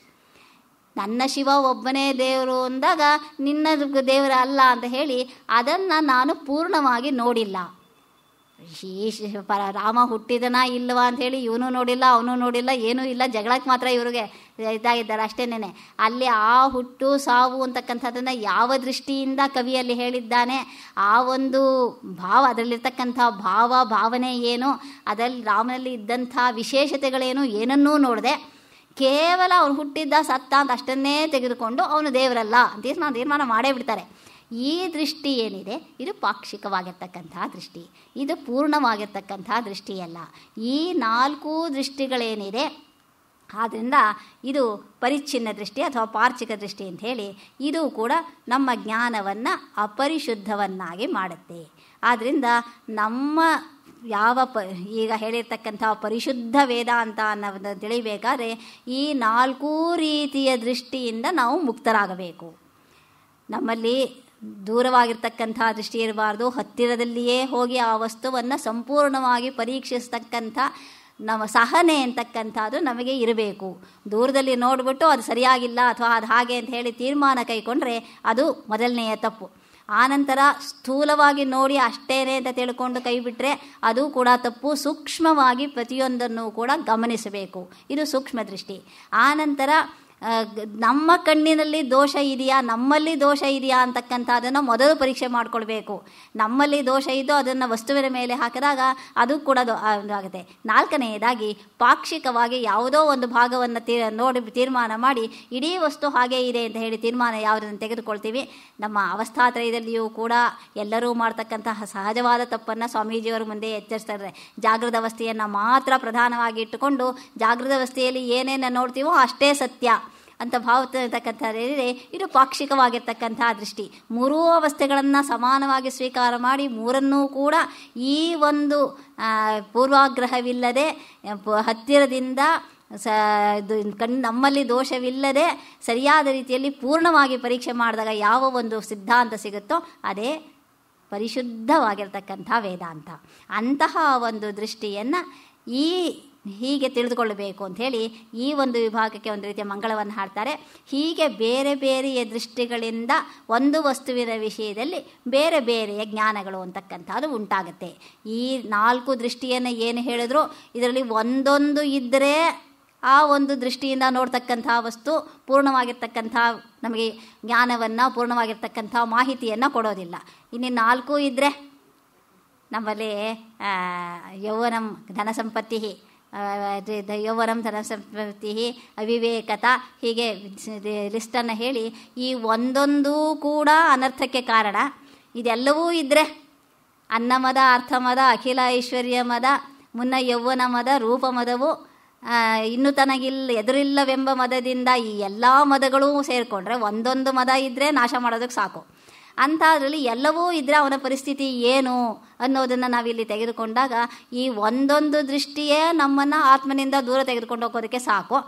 ಈ 4 ದೃಷ್ಟಿಗಳು ನಮ್ಮಲ್ಲಿ ಇದೆಯಾ ಅಂತ ಹೇಳಿ ನಾವು ನಮ್ಮನ್ನು ಈಗ ಪರೀಕ್ಷೆ ಮಾಡಿಕೊಳ್ಬೇಕಾಗಿದೆ. ಇದನ್ನು ಓದಿದಾಗ ಸಾಮಾನ್ಯವಾಗಿ ಯಾವುದೇ ನೀವು ಕಥೆ ಪುಸ್ತಕನೇ ಆಗಲಿ, ಕಥೆ ಪುಸ್ತಕವನ್ನು ಓದಿದಾಗ ಅಲ್ಲಿರ್ತಕ್ಕಂಥ ಘಟನೆಗಳನ್ನು ಸಾಮಾನ್ಯವಾಗಿ ನಮ್ಮ ಜೀವನಕ್ಕೆ ನಾವು ಹೋಲಿಸ್ಕೊಳ್ತೀವಿ. ಅಲ್ಲಿರ್ತಕ್ಕಂಥ ಕಥೆಯಲ್ಲಿ ಅಲ್ಲಿ ಯಾರು ತುಂಬ ಕಷ್ಟಪಡ್ತಾ ಇದ್ದರೆ ನಮ್ಮ ಜೀವನದಲ್ಲೂ ನಾವು ಯಾವತ್ತೋ ಏನೋ ಭಾಳ ಕಷ್ಟಪಟ್ಟಿದ್ವಿ, ಇದೇನು ಮಹಾ ಅಂತಕ್ಕಂಥ ಅಲ್ಲಿಗೂ ಪ್ಯಾರಲಲ್ ಹುಡುಕ್ತೀವಿ. ಸಾಮಾನ್ಯವೇ ಕಥೆಗಳು ಇಷ್ಟ ಆಗೋದೇ ಅದು ನಮ್ಮ ಜೀವನವನ್ನು ನಮಗೆ ಹತ್ತಿರವಾಗಿದೆ ಅಂತಕ್ಕಂಥ ದೃಷ್ಟಿಯಿಂದ. ಹಾಗೆ ಇಲ್ಲಿಯೂ ಕೂಡ ನಾವು ಇವಾಗ ಈ ಒಂದು ಪರಿಶುದ್ಧ ವೇದಾಂತವನ್ನು ತಿಳಿಯೋದಕ್ಕೆ ಶ್ರದ್ಧೆ ಮತ್ತು ಸಂಯಮ ಇಟ್ಕೊಂಡಿದ್ದೀವಿ ಅಂತ ಹೇಳಿ ಭಾವಿಸಿಕೊಂಡ್ರೆ ಈವಾಗ ನಮ್ಮ ದೃಷ್ಟಿಯನ್ನು ನಾವೇ ಪರೀಕ್ಷೆ ಮಾಡಿಕೊಳ್ಬೇಕಾಗಿದೆ. ಈ 4 ದೃಷ್ಟಿಗಳಲ್ಲಿ ಯಾವುದಾದ್ರೂ ದೃಷ್ಟಿ ನಮ್ಮಲ್ಲಿ ಸರಿಯಾದ ರೀತಿಯಲ್ಲಿ ಇದೆಯಾ ಅಂತ ಹೇಳಿ ನಾವು ಯೋಚನೆ ಮಾಡಬೇಕಾಗಿದೆ. ಆತ್ಮದ ದೃಷ್ಟಿಯಿಂದ ಅದನ್ನೇ ನಾವು ಸ್ವಾಮೀಜಿಯವರು ಹೇಳ್ತಾ ಇದ್ದಾರೆ. ಪ್ರಕೃತದಿಂದ ಒಂದು ದೃಷ್ಟಿಯಿಂದ ದ್ವೈತವು ಇನ್ನೊಂದು ದೃಷ್ಟಿಯಿಂದ ಅದ್ವೈತವೂ ತೋರುತ್ತಿದೆ ಎಂದರೆ ಅವರಲ್ಲಿ ಯಾವುದು ಸರಿ ಯಾವುದು ತಪ್ಪು. ಈಗ ಇನ್ನೊಂದು ಪ್ರಶ್ನೆಯನ್ನು ಹಾಕ್ತಾ ಇದ್ದಾರೆ. ಇಷ್ಟು ಹೊತ್ತು ನಾವು ಅಂದ್ವಿ, ದೂರದಿಂದ ನೋಡ್ಬಿಡ್ತಾ ಇದ್ದೀವಿ, ಏನೇನೋ ಹೇಳಿದ್ವಿ. ಇಲ್ಲ, ಒಂದು ವ್ಯವಹಾರದಲ್ಲಿರ್ತಕ್ಕಂಥ ವಸ್ತುವನ್ನೇ ಇಟ್ಕೊಳ್ಳೋಣ. ಈಗ ನಾನು ಹೇಳಿದ ಹಾಗೆ ಹತ್ತಿರದಲ್ಲೇ ಎಲ್ಲವನ್ನೂ ಇಟ್ಟುಕೊಂಡು ಸರಿಯಾಗಿ ನೋಡ್ತಾ ಇದ್ದೀನಿ. ಆವಾಗ ನನಗೆ ನನ್ನ ಕೈಯಲ್ಲಿರ್ತಕ್ಕಂಥ ಒಂದು ಹಣ್ಣು ಹತ್ತಿರವಾಗೂ ಇದೆ, ಅದನ್ನು ಎಲ್ಲ ಕಡೆಯಿಂದನೂ ನೋಡಿದ್ದೀನಿ, ಎಲ್ಲೂ ಹುಳುಕೋ ಏನೂ ಇಲ್ಲ, ಚೆನ್ನಾಗಿದೆ. ಸೂಕ್ಷ್ಮವಾಗಿ ನೋಡಿದ್ದೀನಿ, ಅದರಲ್ಲಿ ಏನು ಕ್ರಿಮಿ ಕೀಟ ಏನು ಕೊರೆದಿರೋದು ಮಾಡಿರೋದು ಏನೂ ಇಲ್ಲ, ಎಲ್ಲ ರೀತಿಯಲ್ಲೂ ಇದೆ. ನನ್ನ ಕಣ್ಣು ಚೆನ್ನಾಗಿ ಆರೋಗ್ಯವಾಗೇ ಇದೆ, ಯಾವ ಕಾಯಿಲೆನೂ ಬಂದಿಲ್ಲ. ಆವಾಗ ಈ ಹಣ್ಣು ಚೆನ್ನಾಗಿದೆ ಅಂತ ಹೇಳ್ತಕ್ಕಂಥದ್ದಕ್ಕೆ ತಪ್ಪೇನೂ ಇಲ್ವಲ್ಲ. ಈ ಹಣ್ಣು ಚೆನ್ನಾಗಿದೆ, ಇದನ್ನು ನಾನು ಸ್ವೀಕಾರ ಮಾಡ್ಬೋದು. ಈ ಕಣ್ಣೆದುರಿಗೆ ಕಾಣ್ತಾ ಇರ್ತಕ್ಕಂಥ ವಸ್ತುವಿಗೆ ಈ 4 ದೃಷ್ಟಿಯಿಂದಲೂ ಸರಿಯಾಗಿರ್ತಕ್ಕಂಥ ದೃಷ್ಟಿಯಿಂದ ನೋಡಿದ ಮೇಲೆ ಕಣ್ಣೆದುರಿಗೆ ಕಾಣ್ತಾ ಇದೆ, ಹಣ್ಣಾಗಿದೆ, ಎಲ್ಲ ರೀತಿಯಲ್ಲೂ ಚೆನ್ನಾಗಿದೆ, ಇದು ಸ್ವೀಕಾರಕ್ಕೆ ಯೋಗ್ಯವಾಗಿದೆ. ಇಂತಹ ಸ್ವೀಕಾರಕ್ಕೆ ಯೋಗ್ಯವಾಗಿರ್ತಕ್ಕಂಥ ಎದುರಿಗಿರ್ತಕ್ಕಂಥ ವಸ್ತುವನ್ನು ಬಿಟ್ಟು ಎಲ್ಲಿಯೋ ಇದೆಯೋ ಇಲ್ವೋ ಯಾರಿಗೆ ಗೊತ್ತೋ, ಆತ್ಮವೋ ಅನಾತ್ಮವೋ, ಒಳಗಿದೆಯೋ ಹೊರಗಿದೆಯೋ ಹೆರಿಗೆ ಇಲ್ಲಿಯೋ, ಇದನ್ನು ಯಾಕೆ ತೆಗೆದುಕೊಳ್ಳಬೇಕು? ಈ ದೃಷ್ಟಿಯನ್ನೇ, ಲೋಕದೃಷ್ಟಿನೇ ಸರಿ, ಇದೇ ಸರಿ, ಶಾಸ್ತ್ರ ದೃಷ್ಟಿನೇ ತಪ್ಪು ಅಂತ ಇಟ್ಕೊಂಡ್ಬಿಡೋಣ. ಯಾಕೆ ಆಗಬಾರ್ದು ಅಂತಕ್ಕಂಥ ಒಂದು ಪ್ರಶ್ನೆ. ಇದನ್ನು ನಿಜ, ಅದನ್ನು ಸುಳ್ಳು ಅಂತ ನಮ್ಮ ಈಗ ಇಲ್ಲಿ ಹೇಳ್ತಾ ಇರ್ತಕ್ಕಂಥ ಪ್ರಕಾರದಲ್ಲಿ ವ್ಯಾವಹಾರಿಕವಾಗಿರ್ತಕ್ಕಂಥ ಈ ಪ್ರಪಂಚ, ಈ ಇದು ಅಂತಕ್ಕಂಥದ್ದು ಮಿಥ್ಯೆ, ಆತ್ಮಸ್ವರೂಪ ಅಂತಕ್ಕಂಥದ್ದು ಸತ್ಯ ನಿಜ ಅಂತ ಹೇಳ್ತಾ ಇದ್ದೀವಿ. ಬೇಡ, ನಾನು ರಿವರ್ಸ್ ಇಟ್ಕೊಳ್ತೀನಿ. ಆತ್ಮಸ್ವರೂಪ ಅಂಥದ್ದು ಇಲ್ಲ, ಎಂಥದ್ದು ಇಲ್ಲ, ಆತ್ಮವೂ ಇಲ್ಲ, ಎಂಥದ್ದು ಇಲ್ಲ, ಈ ಪ್ರಪಂಚವೇ ಸತ್ಯ. ಇಲ್ಲಿ ಕಾಣ್ತಾ ಇರತಕ್ಕಂಥ ದೃಷ್ಟಿ, ನನ್ನ ದೃಷ್ಟಿ ಎಲ್ಲ ರೀತಿಯಿಂದ ಸರಿಯಾಗಿದೆ, ಈ ಲೋಕದೃಷ್ಟಿಯೇ ಸರಿ, ಶಾಸ್ತ್ರದೃಷ್ಟಿಯೇ ಮಿಥ್ಯಾ ಅಂತ ಯಾಕೆ ಇಟ್ಕೊಳ್ಬಾರ್ದು ಅಂತಕ್ಕಂಥ ಒಂದು ಪ್ರಶ್ನೆಯನ್ನು ಮಾಡಿದಾಗ ಆವಾಗ ಅದು ಅನುಭವಕ್ಕೂ ಯುಕ್ತಿಗೂ ಹೊಂದಬೇಕು. ಅಲ್ಲಿ ಪ್ರಶ್ನೆ ಬರುತ್ತೆ, ಅನುಭವ ಮತ್ತು ಶಾಸ್ತ್ರಕ್ಕೆ ಹೊಂದಬೇಕು. ಶಾಸ್ತ್ರ ಹೇಳ್ತಾ ಇದೆ, ಕಣ್ಣೆದುರಿಗೆ ಕಾಣೋದನ್ನು ಹೇಳೋದಕ್ಕೆ ಯಾವ ಶಾಸ್ತ್ರವೂ ಬೇಕಾಗಿಲ್ಲ, ಎಲ್ಲರ ಕಣ್ಣಿಗೂ ಕಾಣಿಸುತ್ತೆ ನಿಜ. ಆದರೆ ಇಲ್ಲಿರ್ತಕ್ಕಂಥ ವಸ್ತು ಏನಿದೆ ಇದನ್ನು ಒಳಹೊಕ್ಕು ನೋಡು. ವಿಜ್ಞಾನಿಗಳು ಮೊದಲು ವಸ್ತುಗಳೆಲ್ಲ ಚಿನ್ನ, ಬೆಳ್ಳಿ, ಇನ್ನೊಂದು ಮತ್ತೊಂದು ಲೋಹ, ಅದರಲ್ಲಿರ್ತಕ್ಕಂಥದ್ದು ಅದರ ಅಣು, ಪರಮಾಣು, ಇನ್ನೊಂದು ಮತ್ತೊಂದು ಏನೇನೋ ಮಾಡಿದರು. ಆ ನಂತರ ಇನ್ನೂ ಒಳ್ಳೆಯ ವಿಜ್ಞಾನಿಗಳು ಬಂದರು, ಅದರಲ್ಲಿರ್ತಕ್ಕಂಥದ್ದನ್ನು ಹುಡುಕಿ ಅದನ್ನು ಒಡೆದು ಚೂರು ಮಾಡಿ ನ್ಯೂಟ್ರಾನು, ಎಲೆಕ್ಟ್ರಾನು, ಪ್ರೋಟಾನು ಅಂದರು. ಈವಾಗ ನ್ಯೂಟ್ರಾನ್, ಎಲೆಕ್ಟ್ರಾನ್, ಪ್ರೋಟಾನ್ ಸರಿನಾ, ಚಿನ್ನ, ಬೆಳ್ಳಿ, ಪರಮಾಣುನೇ ಸರಿಯಾ ಅಂತಂದರೆ ಈಗ ಎಲ್ಲರೂ ಹೇಳ್ತಾರೆ ನ್ಯೂಟ್ರಾನ್, ಪ್ರೋಟಾನು. ಯಾಕೆಂದರೆ ಅದು ಇನ್ನೂ ಒಳಹೊಕ್ಕು ನೋಡಿರ್ತಕ್ಕಂಥ ದೃಷ್ಟಿ, ಇನ್ನೂ ಹತ್ತಿರ ಹೋಗಿ ನೋಡಿರ್ತಕ್ಕಂಥ ದೃಷ್ಟಿ ಅದೇ ಸರಿ. ಆ ಒಂದು ದೃಷ್ಟಿಯಿಂದ ನೋಡಿದಾಗ ಎಲ್ಲ ವಸ್ತುಗಳು ನ್ಯೂಟ್ರಾನು, ಎಲೆಕ್ಟ್ರಾನು, ಪ್ರೋಟಾನೇನೆ, ಚಿನ್ನವೂ ಒಂದೇ, ಬೆಳ್ಳಿಯೂ ಒಂದೇ, ಕಬ್ಬಿಣವೂ ಒಂದೇ. ನಾವು ಹೇಳ್ತಾ ಇರ್ತಕ್ಕಂಥದ್ದು ಅದೇ. ಮೇಲೆ ನೋಟಕ್ಕೆ ಚಿನ್ನ ಬೇರೆ, ಬೆಳ್ಳಿ ಬೇರೆ, ಕಬ್ಬಣ ಬೇರೆ. ಕಬ್ಬಣ ಕೊಟ್ಬಿಟ್ಟು ಚಿನ್ನ ಅಂತ ಹೇಳಿದ್ರೆ ಯಾರೂ ತೊಗೊಳೋದಿಲ್ಲ, ಚಿನ್ನದ ಬೆಲೆನ ಕಬ್ಬಣಕ್ಕೆ ಯಾರೂ ಕೊಡೋದಿಲ್ಲ, ನಿಜ. ವ್ಯವಹಾರದ ದೃಷ್ಟಿಯಿಂದ ನಿಜ. ಒಳಹೊಕ್ಕು ನೋಡಿದಾಗ ಕಬ್ಬಿಣದೊಳಗಿರೋದು ಅದೇ, ಚಿನ್ನದ ಒಳಗಿರೋದು ಅದೇ. ಅಲ್ಲಿ ಬೆಲೆಯ ಪ್ರಶ್ನೆ ಬರೋದಿಲ್ಲ, ಅಲ್ಲಿ ಸತ್ಯ ಒಂದೇ ಉಳ್ಕೊಳ್ಳೋದು. ನಿಜವಾದ ಸತ್ಯ ಏನು ಅಂತಂದರೆ ಯಾವ ವ್ಯತ್ಯಾಸವೂ ಇಲ್ಲ, ಎಲ್ಲಿಯೂ ಯಾವ ವ್ಯತ್ಯಾಸವೂ ಇಲ್ಲ ಅಂತಕ್ಕಂಥದ್ದು ಇನ್ನೂ ಹತ್ತಿರ ಹೋದಾಗ ಮಾತ್ರ ಗೊತ್ತಾಗತ್ತೆ ಹೊರತು ನೀವು ನೋಡಿರ್ತಕ್ಕಂಥ ದೃಷ್ಟಿಯೇ ಸರಿ, ನಾನು ಮಾಡ್ತಾ ಇರೋದೇ ಸರಿ, ನನಗಿಷ್ಟು ಗೊತ್ತು ಇದೇ ಸರಿ ಅಂತ ಹೇಳಿದ್ರೆ ನಿನಗಷ್ಟು ಸರಿಯಾದರೆ ಅಷ್ಟೇ ಇಟ್ಟು, ನಿನ್ನ ಯೋಗ್ಯತೆ ಅಷ್ಟೇ. ಇಲ್ಲಿಂದ ಮುಂದಕ್ಕೆ ಹೆಜ್ಜೆ ಹೋಗೋದಕ್ಕೆ ಯೋಗ್ಯತೆ ನಿಮಗೆ ಇಲ್ಲದೇ ಇದ್ದರೆ ಇಷ್ಟನ್ನೇ ಸರಿ ಅಂತ ನಂಬ್ಕೊಳ್ಬೋದು. ಇನ್ನೂ ಮುಂದಕ್ಕೆ ಹೆಜ್ಜೆ ಯಾಕೆ ಇಡಬಾರ್ದು, ಅದು ನಮ್ಮ ಒಂದು ದರ್ಶನದ ವೈಶಿಷ್ಟ್ಯ. ಇಷ್ಟನ್ನೇ ಸರಿ, ದ್ವೈತವೇ ಸರಿ ಅಂತ ನಂಬ್ಕೊಂಡ್ರೆ ಅಷ್ಟನ್ನೇ ಸರಿ ಅಂತ ನಂಬ್ಕೊಳ್ಬೋದು. ಅಲ್ಲಿ ಯಾರೂ ಏನು ನಮ್ಮನ್ನು ಬಲಾತ್ಕಾರ ಮಾಡಿ ಸರಿ ನಂಬ್ಕೊ ಅಂತ ಹೇಳ್ತಾ ಇಲ್ಲ. ಆದರೆ ಮನುಷ್ಯನ ಮನಸ್ಸು ಅಂತಕ್ಕಂಥದ್ದು ಅಥವಾ ಮನುಷ್ಯನ ಬುದ್ಧಿ ಅಂತಕ್ಕಂಥದ್ದು ಯಾವತ್ತೂ ಸ್ಟ್ಯಾಗ್ನೆಂಟ್ ಅಲ್ಲ, ಅದು ನಿಂತ ನೀರಲ್ಲ. ಇಷ್ಟನ್ನು ಕಂಡು ಹಿಡಿದ್ರೆ ಇನ್ನೂ ಇದೆಯೇನೋ ನೋಡೋಣ, ಇನ್ನೂ ಆಳವಾಗಿ ಹೋಗೋಣ ಅಂತಕ್ಕಂಥ ಯಾವ ಒಂದು ಮನುಷ್ಯನಿಗೆ ವಿಶೇಷವಾಗಿರ್ತಕ್ಕಂಥ ಶಕ್ತಿ ಅಂತಕ್ಕಂಥದ್ದು ಅದು. ಆಚಾರ್ಯರು ವಿವೇಕ ಚೂಡಾಮಣಿಯಲ್ಲಿ ಹೇಳೋ ಹಾಗೆ ಮನುಷ್ಯತ್ವ, ಮುಮುಕ್ಷತ್ವ, ಮಹಾಪುರುಷ ಸಂಶ್ರಯ ಇಂತಹದನ್ನೆಲ್ಲ ಯೋಚನೆ ಮಾಡ್ತಕ್ಕಂಥ ಶಕ್ತಿ ಇರ್ತಕ್ಕಂಥದ್ದು ಮನುಷ್ಯನಿಗೆ ಮಾತ್ರ. ಆ ಮನುಷ್ಯ ಅಂತ ಅನ್ನಿಸ್ಕೊಂಡು ಕೂಡ ಇಷ್ಟೇ ಸಾಕು ಅಂತಂದರೆ ಅಷ್ಟೇ ಸಾಕು. ನಿದ್ರಾಹಾರ, ಭಯ, ಮೈಥುನ ಅಷ್ಟೇ ಸಾಕು. ಪ್ರಾಣಿಗಳಿಗೂ ನಮಗೂ ಯಾವ ವ್ಯತ್ಯಾಸವೂ ಇಲ್ಲ. ಪ್ರಾಣಿಗಳ ಹಾಗೆ ನಾವು ಇರ್ತೀವಿ ಅಂತಂದರೆ ಪ್ರಾಣಿಗಳಷ್ಟೇ ಸುಖವಾಗಿ, ಪ್ರಾಣಿಗಳು ಸುಖವಾಗಿವೆ. ಯಾವ ಪ್ರಾಣಿನೂ ನನಗೇನು ಕಷ್ಟ, ನಾನು ಮನುಷ್ಯನಾಗಲಿಲ್ವಲ್ಲ ಅಂತ ಯಾವ ಪ್ರಾಣಿನೂ ಅಳ್ತಾ ಇಲ್ಲ. ಹಾಗೇನೇ ನಾವು ಕೂಡ ಹಾಗೆ ಸುಖವಾಗಿರ್ತೀವಿ. ಲೌಕಿಕವಾಗಿರ್ತಕ್ಕಂಥ ಬೇಕಾದಷ್ಟು ಮನೆ, 4 ಅಂತಸ್ತಿನ ಮನೆ ಕಟ್ಕೊಂಡಿದ್ದೀವಿ, ಫ್ಯಾನು, ಫೋನು, ಇನ್ನೊಂದು ಮತ್ತೊಂದು ಎಲ್ಲ ಸುಖ ನಮಗೆ ಬೇಕಾದ ವೈಭೋಗಗಳೆಲ್ಲ ಇದೆ. ಇದಕ್ಕಿಂತ ಹೆಚ್ಚಾಗಿ ಇನ್ನೇನು ಬೇಕು ಅಂತಂದರೆ ಅಷ್ಟೇ ನಮ್ಮ ಯೋಗ್ಯತೆ ಅಥವಾ ಅವರ ಯೋಗ್ಯತೆ ಅಷ್ಟಕ್ಕೆ ಸಂತೋಷವಾಗಿರ್ಬೋದು. ಆದರೆ ಮನುಷ್ಯ ಅಷ್ಟಕ್ಕೆ ಸಂತೋಷವಾಗಿದ್ದಿದ್ರೆ ಈ ರೀತಿ ವಿಜ್ಞಾನ, ನಾಗರಿಕತೆ ಅಂತಕ್ಕಂಥದ್ದು ಬೆಳೀತಾನೆ ಇರಲಿಲ್ಲ. ವಿಜ್ಞಾನಿಗಳು ಎಷ್ಟು ಕಂಡು ಹಿಡಿದ್ರು ಇನ್ನೂ ನೋಡಬೇಕು, ಕೇಳಬೇಕು ಅಂತಕ್ಕಂಥ ಆ ಒಳಗಿಂದ ಬರ್ತಕ್ಕಂಥ ಅರ್ಜೇನಿದೆ. ಅದರಿಂದ ನಮ್ಮ ವಿಜ್ಞಾನಿಗಳು, ನಮ್ಮ ಅದ್ವೈತದ ವಿಜ್ಞಾನಿಗಳು ಕೂಡ ಇಷ್ಟೇನಾ ಮನುಷ್ಯ, ಇಷ್ಟರಿಂದಲೇ ವಿತ್ತೇನ ನ ತರ್ಪಣೀಯೋ ಮನುಷ್ಯ, ಕೇವಲ ದುಡ್ಡಿನಿಂದ ಇಷ್ಟೇನಾ ಮನುಷ್ಯನ ಜೀವನ, ಇದಕ್ಕಿಂತ ಇದೆಯಾ? ಮರಣಾನಂತರ ಅವನು ಏನಾಗ್ತಾನೆ, ಹುಟ್ಟುವಾಗ ಅವನ ಹಿಂದೆ ಏನಾಗಿದ್ದ, ಈ ರೀತಿಯಾಗಿರ್ತಕ್ಕಂಥ ಪ್ರಶ್ನೆಗಳು ಒಬ್ಬರ ಮನಸ್ಸಿನಲ್ಲದೇ ಇದ್ದರೆ ಇನ್ನೊಬ್ಬರ ಮನಸ್ಸಿನಲ್ಲಿ ಬಂದೇ ಇತ್ತು. ಅದಕ್ಕೆ ಬೇಕಾಗಿರ್ತಕ್ಕಂಥ ಉತ್ತರಗಳನ್ನು ಕಂಡುಕೊಳ್ಳಬೇಕು ಅಂತಕ್ಕಂಥ ಆಸಕ್ತಿಯೂ ಕೂಡ ಇತ್ತು. ಆಸಕ್ತಿ ಇದ್ದದ್ದರಿಂದ ಆ ಒಂದು ಯಾವ ಒಂದು ಭಾವನೆ ಅಂತಕ್ಕಂಥದ್ದಿದೆ, ಆ ಒಂದು ತತ್ವ ಅಂತಕ್ಕಂಥದ್ದಿದೆ, ಆ ತತ್ವ ಅಂತಕ್ಕಂಥದ್ದು ನಾವು ಈಗ ಯಾವುದನ್ನು ಶಕ್ತಿ ಅಂತ ಕರಿತೀವೋ, ಮ್ಯಾಟರ್ ವೈಜ್ಞಾನಿಕವಾಗಿಯೂ ಕೂಡ matter energy are one and the same. ಐನ್ಸ್ಟೈನ್ನ ತತ್ವ ಅದೇ. ನ್ಯೂಟನ್ನು ಮ್ಯಾಟರ್ ಎನರ್ಜಿ ಬೇರೆ ಬೇರೆ ಅಂತ ಹೇಳಿದ್ದ. ಅದನ್ನು ಕ್ಲಾಸಿಕಲ್ ಫಿಸಿಕ್ಸ್ ಅಂತ ಕರೆದ್ರು ಹಿಂದೆ. ಆ ಕ್ಲಾಸಿಕಲ್ ಫಿಸಿಕ್ಸ್ ಪ್ರಕಾರ ವಸ್ತು ಬೇರೆ, ಶಕ್ತಿ ಬೇರೆ. ಆದರೆ ಮುಂದೆ ನ್ಯೂಟನ್ ಐನ್ಸ್ಟೀನ್ ಅದೆರಡನ್ನು ಸೇರಿಸಿ E=mc² ಅಂದ. E=mc² ಅನ್ನುವಾಗ E ಅಂತಕ್ಕಂಥದ್ದು ಶಕ್ತಿ, ಎಮ್ ಅಂತಕ್ಕಂಥದ್ದು ಮಾಸ್, ಎರಡನ್ನೂ ಈಕ್ವಲ್ ಮಾಡ್ದ. ಅಲ್ಲಿ ವಸ್ತು ಶಕ್ತಿ ಅಂತಕ್ಕಂಥದಕ್ಕೆ ವ್ಯತ್ಯಾಸವೇ ಇಲ್ಲ. ವಸ್ತುವನ್ನು ಶಕ್ತಿಯನ್ನಾಗಿ ಮಾಡ್ಬೋದು, ಶಕ್ತಿಯನ್ನು ವಸ್ತುವನ್ನಾಗಿ ಮಾಡ್ಬೋದು. ನಾವು ಅದನ್ನೇ ಹೇಳ್ತಾ ಇದ್ದೀವಿ. ಪ್ರಪಂಚವನ್ನು ಬ್ರಹ್ಮವನ್ನಾಗಿ ಮಾಡ್ಬೋದು, ಬ್ರಹ್ಮವನ್ನು ಪ್ರಪಂಚವನ್ನಾಗಿ ಮಾಡ್ಬೋದು. ಬ್ರಹ್ಮಕ್ಕೂ ಪ್ರಪಂಚಕ್ಕೂ ಯಾವುದೇ ವ್ಯತ್ಯಾಸ ಇಲ್ಲ. ಈ ಒಂದು ತತ್ವವನ್ನು ವಿಜ್ಞಾನಿಗಳು ಇಷ್ಟೆಲ್ಲ ಕಷ್ಟಪಟ್ಟು 20ನೇ ಶತಮಾನಕ್ಕೆ ಕಂಡು ಹಿಡ್ಕೊಂಡ್ರೆ, ನಾವು 20 ಶತಮಾನ ಹಿಂದೆಯೇ ಈ ವಿಷಯವನ್ನು ಕಂಡು ಹಿಡ್ಕೊಂಡು ಪ್ರಪಂಚವೆಲ್ಲವೂ ಕೂಡ ಬ್ರಹ್ಮಮಯ ಅಂದಾಗ, ಬ್ರಹ್ಮ ಅಂತಕ್ಕಂಥ ಒಬ್ಬ ವ್ಯಕ್ತಿಯಲ್ಲ, ಬ್ರಹ್ಮ ಅಂತಕ್ಕಂಥ ಒಂದು ತತ್ವ. ಆ ತತ್ವ ಅಂತಕ್ಕಂಥದ್ದೇ ಇದೆಲ್ಲವೂ ಆಗಿದೆ.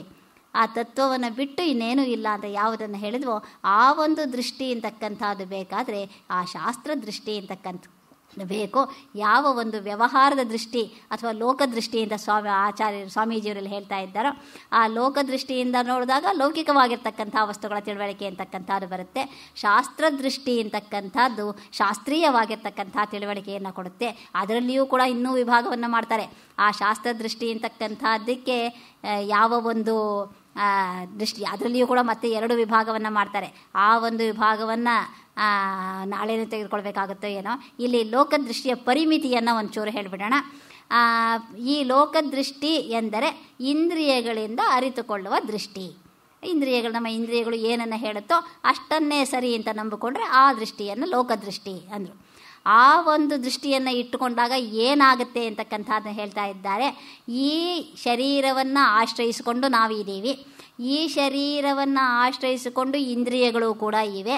ಆ ಇಂದ್ರಿಯಗಳು ನಾನು ಹೇಳಿದ ಹಾಗೆ ಕೇಳುತ್ತೆ. ನಾನು ನೋಡು ಅಂದರೆ ನೋಡುತ್ತೆ, ಕಣ್ಮುಚ್ಕೊ ಅಂದರೆ ಕಣ್ಮುಚ್ಕೊಳ್ಳುತ್ತೆ. ನಾನು ಕೇಳು ಅಂದರೆ ಕೇಳುತ್ತೆ, ಬೇಡ ಅಂದರೆ ಕಿವಿನ ಮುಚ್ಕೋಬಹುದು. ಹಾಗೆ ಇಂದ್ರಿಯಗಳೆಲ್ಲವೂ ಕೂಡ ನನ್ನ ಅಧೀನವಾಗಿದೆ. ಆ ಒಂದು ನಾನು ಅಂತಕ್ಕಂಥದ್ದೇನಿದೆ ಅದು ನನ್ನ ಬುದ್ಧಿ ಅಂತಕ್ಕಂಥದ್ದು ಒಂದಿದೆ. ಆ ಬುದ್ಧಿ ಅಂತಕ್ಕಂಥದ್ದು ಸಂಕಲ್ಪ ವಿಕಲ್ಪ ಎಲ್ಲವನ್ನೂ ಕೂಡ ಮಾಡುತ್ತೆ. ನಾನು ಯೋಚಿಸಿದ್ದನ್ನೆಲ್ಲ ಕಾರ್ಯಗತವನ್ನಾಗಿ ಇಂದ್ರಿಯಗಳ ಮೂಲಕ ಮಾಡಿಸುತ್ತೆ. ಹೀಗೆ ನಾನು ನನ್ನದು ಅಂತಕ್ಕಂಥದ್ದೇನಿದೆ ಆ ಒಂದು ಭಾವನೆಗೆ ಪೂರಕವಾಗಿ ಈ ಒಂದು ಲೋಕದೃಷ್ಟಿ ಅಂತಕ್ಕಂಥದ್ದು ಕೆಲಸ ಮಾಡುತ್ತೆ. ಯಾವಾಗ ಲೋಕದೃಷ್ಟಿ ಅಂತಕ್ಕಂಥದ್ದು ನನಗೆ ಹೆಚ್ಚಾಗಿದೆಯೋ ಆವಾಗ ನಾನು ಲೋಕದಲ್ಲಿ ಅತ್ಯುತ್ತಮನಾಗಿರ್ತಕ್ಕಂಥ ಮನುಷ್ಯನಾಗಬೇಕು ಅಂತ ಹೇಳಿ ನಾನು ಪ್ರಯತ್ನ ಮಾಡ್ತೀನಿ. ಹೆಚ್ಚು ಹಣವನ್ನು ಸಂಪಾದನೆ ಮಾಡಬೇಕು, ಹೆಚ್ಚು ಧನಮಾನವನ್ನು ಸಂಪಾದನೆ ಮಾಡಬೇಕು, ಗೌರವವನ್ನು ಸಂಪಾದನೆ ಮಾಡಬೇಕು, ವಿದ್ಯೆಯನ್ನು ಸಂಪಾದನೆ ಮಾಡಬೇಕು. ಹೀಗೆ ಬೇಕು ಬೇಕು ಬೇಕು ಬೇಕು ಲಿಸ್ಟು ಬೆಳೀತಾ ಹೋಗುತ್ತೆ. ಆ ಬೇಕುಗಳ ಲಿಸ್ಟನ್ನು ಪೂರ್ಣ ಮಾಡ್ಕೊಳ್ಳೋದಕ್ಕಾಗಿ ನಾನು ಹಗಲು ಇರಳು ದುಡಿದು ಕಷ್ಟಪಡ್ತೀನಿ. ಕಷ್ಟಪಟ್ಟು ನಾನು ಸಮಾಜದಲ್ಲಿ ಒಬ್ಬ ಪ್ರತಿಷ್ಠಿತ ವ್ಯಕ್ತಿಯಾಗಬಲ್ಲೆ. ಲೋಕದೃಷ್ಟಿ ಚೆನ್ನಾಗಿದ್ದಷ್ಟು ಸಮಾಜದಲ್ಲಿ ಪ್ರತಿಷ್ಠಿತ ವ್ಯಕ್ತಿಯಾಗಬಲ್ಲೆ. ಎಲ್ಲರೂ ಕೂಡ ಅಭಿಮಾನದಿಂದ ಗೌರವದಿಂದ ಎತ್ತರದಲ್ಲಿ ಕೂರಿಸಿ ನೋಡ್ತಾರೆ. ಆ ಒಂದು ದೃಷ್ಟಿಯಿಂದ ನಾನು ಸಮಾಜದಲ್ಲಿ ಉನ್ನತ ವ್ಯಕ್ತಿಯಾಗಬಲ್ಲೆ, ವ್ಯವಹಾರದಲ್ಲಿ ಕುಶಲನಾಗಬಲ್ಲೆ, ಇದೆಲ್ಲವನ್ನೂ ಕೂಡ ನಾನು ಸಾಧಿಸಬಲ್ಲೆ.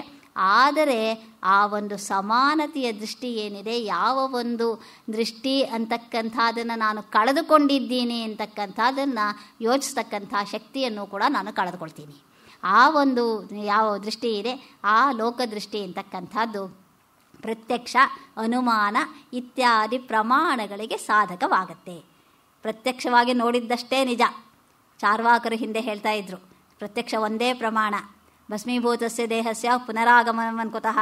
ಬೂದಿ ಮಾಡಿ ಸ್ಮಶಾನದಲ್ಲಿ ತೆಗೆದುಕೊಂಡು ಹೋಗಿ ನೆಂಟ ನೀರಿಡಗಲದೊಡೆ ಒಣಹೆಂಟೆಯಲ್ಲಿ ಮುಚ್ಚುವರು. ಆಗೋಯ್ತು. ಆಗೋದ ಮೇಲೆ ಆ ಒಂದು ದೇಹ ಏನು ಮುಂದಿನ ಜನ್ಮದಲ್ಲಿ ಎಲ್ಲಿಂದಾನೋ ಮತ್ತೆ ವಾಪಸ್ ಬರುತ್ತೆ, ಈ ಜನ್ಮದಲ್ಲಿ ಮಾಡಿರ್ತಕ್ಕಂಥ ಪಾಪ ಪುಣ್ಯ ಎಲ್ಲದನ್ನೂ ಅನುಭವಿಸುತ್ತೆ ಅಂತಂದರೆ ಎಲ್ಲಿದೆ ಪ್ರಮಾಣ? ಯಾರೂ ಇಂತಹ ವಿಷಯಗಳಿಗೆ ಯಾವ ಪ್ರಮಾಣವನ್ನು ಒದಗಿಸೋದಕ್ಕೆ ಆಗೋದಿಲ್ಲ. ಆದ್ದರಿಂದ ಏನು ನೋಡ್ತೀನೋ ಅದು ಸರಿ. ಈ ಜನ್ಮದಲ್ಲಿ ಸುಖವಾಗಿರಬೇಕು. ಋಣಂಕೃತ್ವ ಘೃತಂ ಪಿಬೇತ್, ಸಾಲ ಮಾಡಿ ಮಜಾ ಮಾಡೋ. ಮುಂದಿನ ಜನ್ಮ ಏನಿಲ್ಲ, ಸಾಲ ಏನು ತೀರಿಸ್ಬೇಕಾಗಿಲ್ಲ, ಯೋಚನೆ ಮಾಡಬೇಕಾಗಿಲ್ಲ. ಆದ್ದರಿಂದ ಸಾಲ ಕೊಡೋರು ಯಾವಾಗಲೂ ಹಾಗೆ, ಕೊಟ್ಟವನು ಕೋಡಂಗಿ ಇಸ್ಕೊಂಡವನು ಈರ್ಭದ್ರ. ಆದ್ದರಿಂದ ಕೊಟ್ಟವನು ಕೋಡಂಗಿ, ಅವನೇ ಹೋದ. ಇವಾಗ ಎಲ್ಲ ಸಾಲವನ್ನು ಮನ್ನಾ ಮಾಡ್ತಾರೆ, ನಮ್ಮದನ್ನು ಸಾಲ ಪರಮಾತ್ಮ ಮನ್ನಾ ಮಾಡಿಬಿಡ್ತಾನೆ. ಆ ಸಾಲವನ್ನು ಇವರು ಮನ್ನಾ ಮಾಡಲಿ, ನಮ್ಮ ಸಾಲ ಏನಿದೆ ಅವನನ್ನು ಅವನು ಮನ್ನಾ ಮಾಡ್ತಾನೆ. ಅವನೇ ಇಲ್ಲವೇ ಇಲ್ಲ ಅವನು ಮನ್ನಾ ಮಾಡೋಕ್ಕೆ.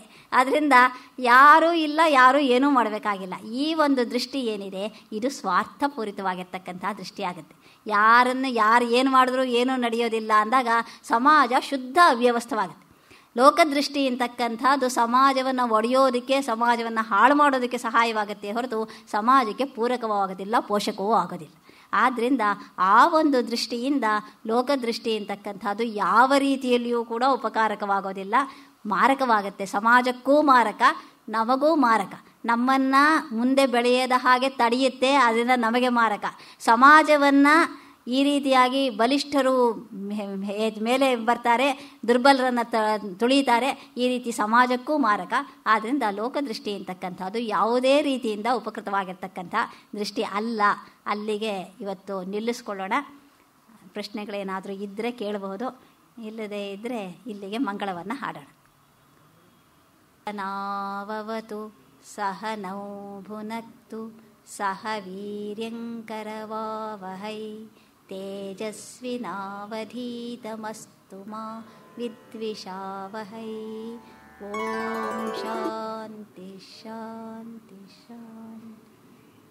ಸದ್ಗುರು ಚರಣಾರವಿಂದಾರ್ಪಣಮಸ್ತು.